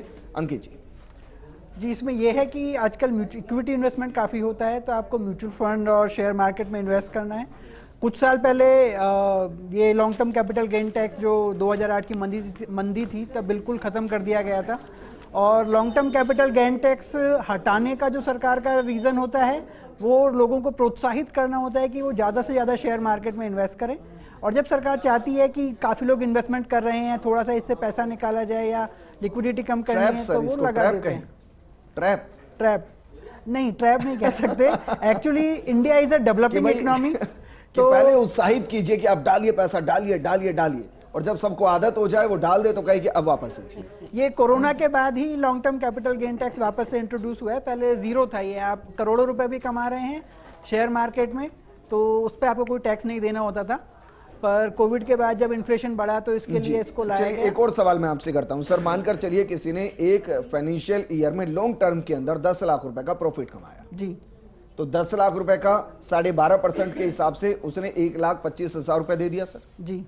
अब जो बची हुई उसकी इनकम है जो 8,75,000 के आसपास जो प्रॉफिट है, क्या वो उसकी मूल इनकम के अंदर जोड़कर क्या उस पर भी उसको स्लैब के हिसाब से टैक्स देना पड़ेगा? नहीं नहीं, ऐसा नहीं होगा। पहले तो जो 10 लाख का प्रॉफिट है उसमें से 1 लाख रुपए का प्रॉफिट आपका टैक्स फ्री है, अभी 1.25 लाख हो गया है वो। ठीक है, तो जो बचा हुआ अमाउंट है उस पे आपका 12.5% का टैक्स लग गया, आपको 12.5% का टैक्स लगेगा। और वो टैक्स देने के बाद वो जो इनकम है वो आपके इनकम स्लैब में अब ऐड नहीं होगी, वो इनकम अब आपकी टैक्स पेड इनकम है, उसमें अब आपको कुछ नहीं करना है। जैसे उसका अगर कुछ नहीं करना। उसका कुछ, जैसे कोई सैलरीड पर्सन है उसको 10 लाख रुपए सैलरी से आ रहा है और 8 लाख रुपए उसका प्रॉफिट है, तो वो जो 8 लाख ही कट के आया है 10 लाख में से, तो ये 8 लाख रुपए का टैक्स वो दे चुका है, उसको केवल अपनी सैलरी पे टैक्स देना है। ठीक है, तो अब जरा बताइए कि कहां लगाएं कि मैक्सिमम रिटर्न मिले? देखिए, इसके लिए तो आज की डेट में तो स्टॉक मार्केट ही है। आप म्यूचुअल फंड के रूट के थ्रू इन्वेस्ट कर सकते हैं, आप स्टॉक मार्केट के रूट के थ्रू इन्वेस्ट कर सकते हैं, बहुत सारे रास्ते हैं उसके लिए। और ये क्या पूरी तरीके से जो ये आया है बजट, ये स्टॉक मार्केट को सपोर्ट करने के लिए आया है, नए कंज्यूमर जोड़ने के लिए आया है, या जो पहले से जुड़े हुए हैं उनके अंदर एक अलार्म बजाने के लिए आया है? देखिए, जैसा पहले भी कहा मैंने, इंडिया एक डेवलपिंग इकोनॉमी है, सरकार को पैसा चाहिए तरक्की के लिए, तो उसके लिए वो रास्ते देख रहे हैं कि कहां से पैसा लिया जा सकता है। आजकल आप देख ही रहे होंगे कि लोग म्यूचुअल फंड में अच्छा प्रॉफिट बुक कर रहे हैं, लास्ट ईयर का करीब 35-40% रिटर्न है जी। फ्यूचर एंड ऑप्शन में काफी लोग पैसा कमा रहे हैं, तो सरकार को लगता है कि यहाँ से उनके प्रॉफिट का कुछ हिस्सा लिया जा सकता है, तो वो लोग ले रहे हैं। नहीं, लेकिन अच्छा था ना सर, उसको मूल इनकम मान लेते, फिर तो आप 15% के स्लैब में आ जाते, 30% के स्लैब में आ जाते, वो ज्यादा अच्छा नहीं होता? तो अगर पैसा ही कमाना था तो अब बिल्कुल शोषण ही हो जाता फिर वो तो। नहीं, मैं इसमें एक चीज़ ऐड करना चाहूँगा कि जिस तरह 4 जून को एग्जिट पोल के आने से पहले मार्केट एकदम से बहुत हाई हो गया था और फिर बाद में दूसरे दिन डाउन हो गया था, तो जो मंजे हुए शेयर ब्रोकर्स हैं उन लोगों ने बहुत अच्छा प्रॉफिट कमाया।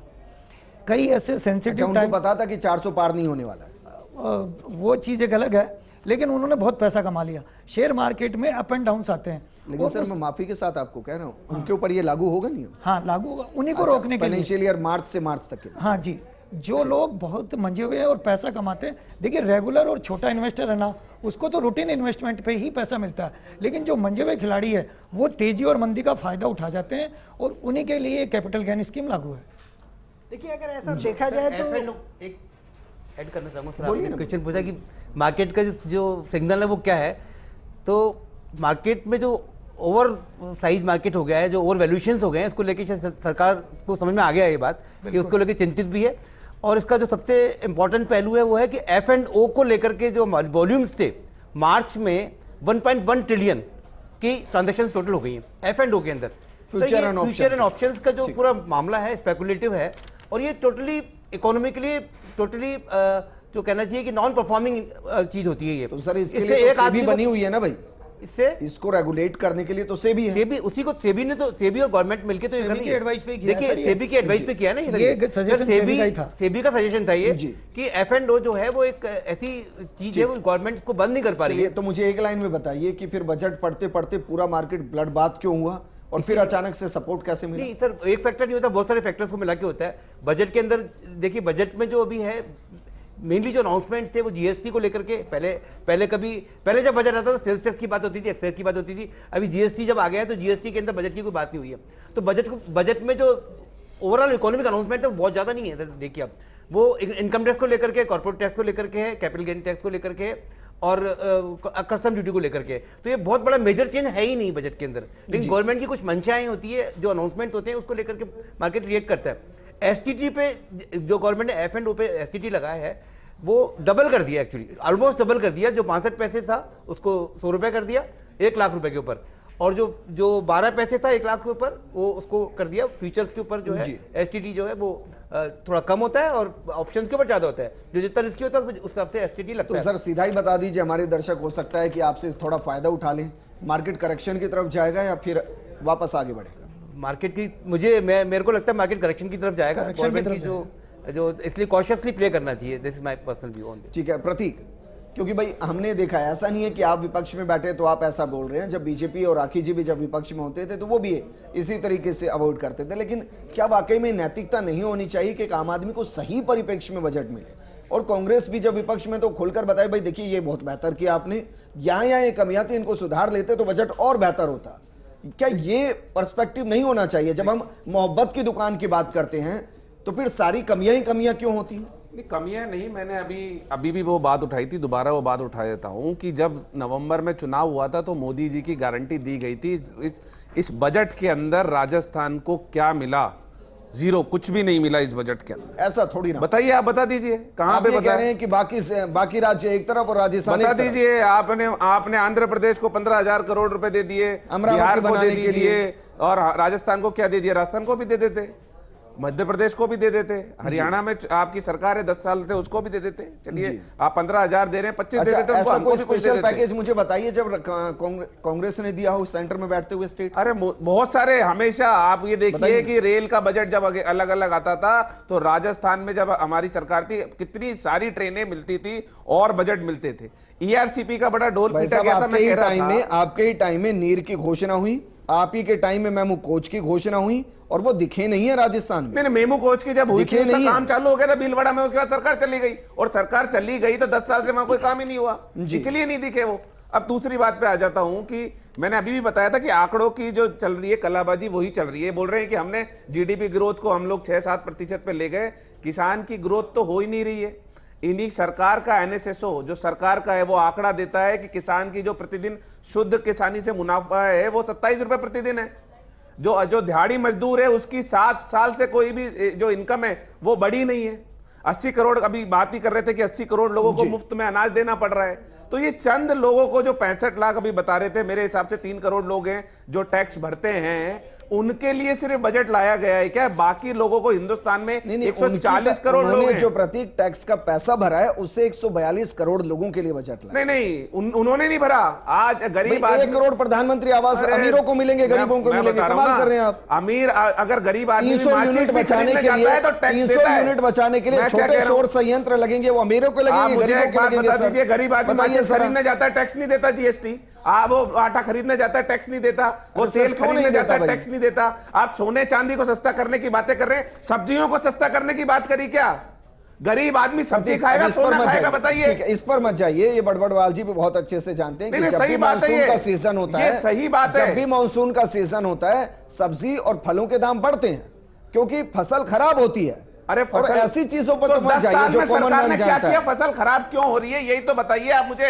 मैंने पिछले दिनों सुनिए मेरी बात सुनिए पहले। देखिए क्या मैं यही तो कह रहा हूं कि भाई विपक्ष को भी एक पॉजिटिव नोट के साथ बात करनी चाहिए। मैं आपसे पूछ लूंगा, बताइए आपने 5 साल में आपकी सरकार थी, बाजरा सबसे ज्यादा राजस्थान में होता है, आपने एमएसपी पर कितना खरीदा? आप नहीं बता पाएंगे? नहीं बता रहा हूं, अब बताऊंगा, वो भी बताऊंगा। किसान ये बोल रहा है कि एमएसपी की गारंटी दे दी थी, C2+50 की दे दी थी। राजस्थान सरकार को भी, राजस्थान सरकार की मजबूरी हो जाती। कब आया फॉर्मूला? बताइए, आप बताइए ना कब आया फॉर्मूला? स्वामीनाथन फॉर्मूला नहीं था? स्वामीनाथन ने कब रिपोर्ट पेश की? अरे 10 साल से इनकी सरकार है, आप अभी भी तो कर नहीं पाए। 10 साल से करा क्या इन्होंने कर दिया 10 साल से क्या? 27 रुपए प्रतिदिन इनकम थी 14 में। बताइए। देखिए, क्योंकि मुझे बाकी इश्यूज पर भी बात करनी है, लेकिन एमएसपी को प्रैक्टिकली आप बताइए, क्या वाकई में फिजिबल है जिस फॉर्मूले की हम बात करते हैं? क्योंकि अगर मैं गलत नहीं, अगर उस फॉर्मूले को लागू किया गया तो गेहूं शायद 80 से 90 रुपए प्रति किलो हो गए। मैं आपको ये बताना चाहता हूँ, C2 के फार्मूले से अगर स्वामीनाथन कमेटी की रिपोर्ट लागू की जाती है तो मैं ये नहीं कहता कि 80 से 90 रुपए किलो आप दे रहे हो। मेरा खर्चा जोड़ के तो C2 फॉर्मूला है। मेरा खर्चा फिर मैं आपको यही तो समझाना चाह रहा हूँ कि आप नीतियों के तहत किसान को मार रहे हो ना। अरे इस चीज का काम सबसे ज्यादा अगर किसी ने किया तो कांग्रेस की गवर्नमेंट ने किया, क्योंकि मेरी रिपोर्ट 2007 में आ गई थी। और 15 अगस्त 2007 में उन्होंने हल्फनामा दे दिया कि हम नहीं दे सकते जी। अब ये गवर्नमेंट आने के बाद कुछ देना जरूर सारी है, पर जो किसान की रिपोर्ट आई हुई है, किसान ने मांगी नहीं थी। बताइए, दिल पर हाथ रख के बताइए, क्या संभव है एमएसपी को देना देश में? बिल्कुल संभव है। अगर 100 रुपए 110 रुपए लीटर पेट्रोल आप खरीद सकते हो, तो क्या 80 रुपए किलो अनाज नहीं खरीद सकते? खरीद सकते हो। क्यों? आप किसान को मारना ही चाहते हो। किसान ने तो आप सोना 17,000 रुपए 17,000 रुपए का तोड़ा खरीद सकते हो। मैं एग्री करता हूं, लेकिन उसके नवाचार होते हैं। जैसे आलू खरीदने जाएंगे तो 10 रुपए किलो होंगे। आपने मेरा अनाज ग्रीन बांटा ना, आपने मेरा अनाज ग्रीन बांटा ना, आप दो ना कंज्यूमर को अपनी गवर्नमेंट की तरफ से सब्सिडी, पर हमारा पसीने का पैसा तो हमें दो। पोदार जी, हम इनकम टैक्स देना चाहते हैं, हम इनकम टैक्स देना चाहते हैं। अगर हमारी इनकम बढ़ेगी हम टैक्स पे नहीं होंगे। जब एमएसपी डिक्लेयर होती तो किसान माल बेचने क्यों नहीं जाता है? जाता है, बिल्कुल नहीं जाता। आप आंकड़े देख लीजिए, मंडी में माल बिकता खुले में, एमएसपी पे किसान संग्रहण केंद्र पे माल नहीं जाता है। अब भी ये तो और इंटरेस्टिंग है। लेकिन आप पोदार जी एक बात बताइए ना, अगर वाकई में ऐसा है, एक मिनट प्रतीक, एक मिनट भाई, अगर ऐसा है एमएसपी का मतलब क्या है? मिनिमम सपोर्ट प्राइस, यही है ना सर? मैक्सिमम रिटेल प्राइस नहीं है, नहीं है, मिनिमम। तो इसका तो कानून आ जाना चाहिए फिर। जब किसान बेच ही नहीं रहा और उसको हमेशा उससे ऊपर के दाम ही मिलते हैं, तो जो किसान कह रहा है कि भाई एमएसपी का कानून ले आइए आप, फिर लाने में क्या दिक्कत है? मैं यही तो कह रहा हूँ, किसान दोनों हाथ लड्डू रखना चाहता है। नहीं, वो ये चाहता मेरा माल ऊंचे दाम में भी बिके और एमएसपी भी मिले। चलिए एमएसपी ये बताइए, जो सोना चांदी इस पर जो ड्यूटीज घटाई गई हैं, उसका देश के ऊपर क्या फर्क पड़ेगा? इस पे आम उपभोक्ता को बहुत फायदा मिलेगा। जैसे और देखिए 4 से 6,000 रुपए प्रति ग्राम 10 ग्राम तोले का सोने का कम हो जाएगा जी। आज जो सोलर की तरफ हम जा रहे हैं, जो हम रिन्यूएबल एनर्जी की तरफ जा रहे हैं, आपको लग रहा है कि ये फ्यूचर है और इस पर ज्यादा इन्वेस्टमेंट की जरूरत है? ताकि देखिए, जैसे हम रिन्यूएबल एनर्जी पर बढ़ेंगे तो हमारे जंगल कटने बंद होंगे, बिल्कुल है ना, पॉल्यूशन कंट्रोल होगा, पॉल्यूशन कंट्रोल होगा। आपको लग रहा है कि इसको एक बार मैक्सिमम एक्सेलरेट कर देना चाहिए, बिल्कुल करने की जगह? बिल्कुल एक्सेलरेट करना चाहिए। तो क्या बजट में दिख रहा है? दिख रहा है बिल्कुल, जब तो सोलर के लिए किया, सोलर कंपनियों का शेयर मार्केट भी तेज हुआ। ठीक है, राखी राठौर जी, भाई अगर बजट को मैं 2 या 4 लाइनों में समझूं कि 2047 छोड़ दीजिए मैम, क्योंकि अब क्या है कि शायद हम में से मैक्सिमम लोग 2047 में जाकर शायद ये याद रखें कि भाई बीजेपी ने 2023 के अंदर 24 में कहा था कि हम 2047 में विकसित भारत देंगे। ये बिल्कुल वैसे ही है। हो सकता है कि 10 साल बाद भूल जाएं कि 2022 में किसानों की आय दोगुनी होनी थी, 2024 के अंदर नमामि गंगे के जरिए गंगा जी पूरी पवित्र होनी थी, और इस तरीके के बहुत से माइलस्टोन रखे गए हैं जो पूरे नहीं हुए हैं। तो क्या फिजिबल माइलस्टोन रखे जा सकते हैं, या फिर हम एक बड़ा विजन दिखाते हैं ताकि आज कोई सवाल ही ना करे? देखिए, वही विजन के साथ में जिन 4 मुद्दों को यहाँ पर छुआ गया है, जिसमें रोजगार है, एमएसएमई है, कौशल विकास है और मध्यम वर्ग को जो टच करते हुए ये पूरा बजट बनाया गया है, उसमें देखिए आप 4 करोड़ से ऊपर युवाओं को जो लाभान्वित होंगे, चाहे वो कौशल प्रशिक्षण से हों, और 1 करोड़ जो युवा होंगे वो 500 जो हमारी कंपनियां हैं वहां पर जो है उनको इंटर्नशिप मिलेगी। तो इस तरह के माध्यम से रोजगार सृजित करना, क्योंकि यूथ बहुत है हमारे देश के अंदर, सबसे ज़्यादा यूथ है, और उन्हीं के लिए हम लोग काम करते हुए इस विजन के साथ में ये बजट पेश किया गया है। अभी प्रतीक जी बात कर रहे थे, लेकिन दिहाड़ी की बात भी उन्होंने कही। देखिए, डेटास जो है, आपको सिर्फ विरोध करना है इसलिए विरोध ना करें। आज आप मुझे बताइए विजेंद्र जी, क्या दिहाड़ी मजदूरी की रेट्स क्या 5-7 सालों में चेंज नहीं हुई? आप पूछिए एक बार उनसे भी कि क्या रेट पहले थी। देखिए प्रैक्टिकल बात कीजिए, देखिए प्रैक्टिकल बात कीजिए, क्योंकि लोग जो है वो, आप भी तो क ख ग सिखा रहे हैं ना, प्रैक्टिकली सिखा रहे हैं। ये शो तो बीच में मत बोलिए, चिल्लाइए मत, चिल्लाइए नहीं। ये फर्स्ट इंडिया ही तो क ख ग की बात कर रहा है। उस क ख ग में मैं समझा रही हूँ कि दिहाड़ी मजदूरी जो है वो जिस तरह से इंक्रीज हुई है, लगातार लोगों के पॉकेट में पैसा आया है, और सरकार ने यही प्रयास किया है कि लगातार लोगों के साथ में हम लोग ऐसा एक संबंध स्थापित कर पाए कि लोगों को विश्वास रहे कि सरकार जो है वो काम करेगी। भाई स्किल डेवलप की जाएगी, कौन सी स्किल डेवलप करेंगे मैम? देखिए, अभी जैसे नेशनल जो हमारी एजुकेशन पॉलिसी है विजेंद्र जी, उसमें अब जो प्रयास है सरकार का वो ऐसा है कि ऐसा कौशल प्रशिक्षण हो जो कि किसी रोजगार में तब्दील हो सके। हमारी एजुकेशन सिस्टम में इस तरह की चीज रही कि मैं पढ़ने के बाद में ग्रेजुएशन करती हूँ, लेकिन उसके बाद मेरे हाथ में कोई हुनर नहीं होता। तो इस तरह से कौशल प्रशिक्षण जो 20 लाख युवाओं को फायदा होगा पूरे 5 साल के अंदर, उसके लिए हम लोग प्रयासरत हैं कि हम प्रैक्टिकली एजुकेशन को लाएंगे मैम। अभी तो ट्रेनर ही हो सकता है बेरोजगार। बिल्कुल, देखिए जब नई आप देखिए सभी को मिलेगा वो तो ट्रेनर। देखिए जो एक्सपर्ट होगा, आज मान लीजिए हमारे बीच में बहुत सारे एक्सपर्ट लोग हैं, हो सकता है यही कल को सिखाएं बच्चों को। तो ये तो कहना चाहूंगा विजेंद्र जी कि ये जो प्रयास है कि स्किल डेवलपमेंट की बात है, सबसे ज्यादा एक्साइटमेंट मुझे बजट में हुआ है तो इसी बात पे लेके हुआ है। हमारी 45% जो जनता है वो अभी एग्रीकल्चर पे काम कर रही है, 15% से काम हो जाना चाहिए। ठीक बात। अगर हम 100 लोग मिलकर के जो पूरा काम करते हैं, इसमें से 15 लोग अगर खेती कर ले तो बाकी लोगों को 100 करा देंगे। अब हो ये रहा कि 45 लोग खेती करते हैं। कहेंगे ये भी साजिश है। साजिश मैं इनको समझा दूंगा सर। इनके इन्होंने कहा जोड़ने के लिए बात एक घोषणा के दोनों डायमेंशन होते हैं, एक उसको आगे की तरफ लेकर जाता है और दूसरा उसको कुछ वक्त के लिए पीछे ठहरने के लिए कहता है ताकि उसके लिए कुछ और आए। लेकिन हर घोषणा जब कोई सरकार करती है तो इसमें कोई दो राय नहीं है कि वो आम आदमी के हित के लिए होती है। उस हित को आप किसी भी तरीके से देख सकते हैं, डायरेक्ट बेनिफिट या इनडायरेक्ट बेनिफिट के तौर पर। इस प्रोग्राम में फिलहाल इतना ही। नमस्कार।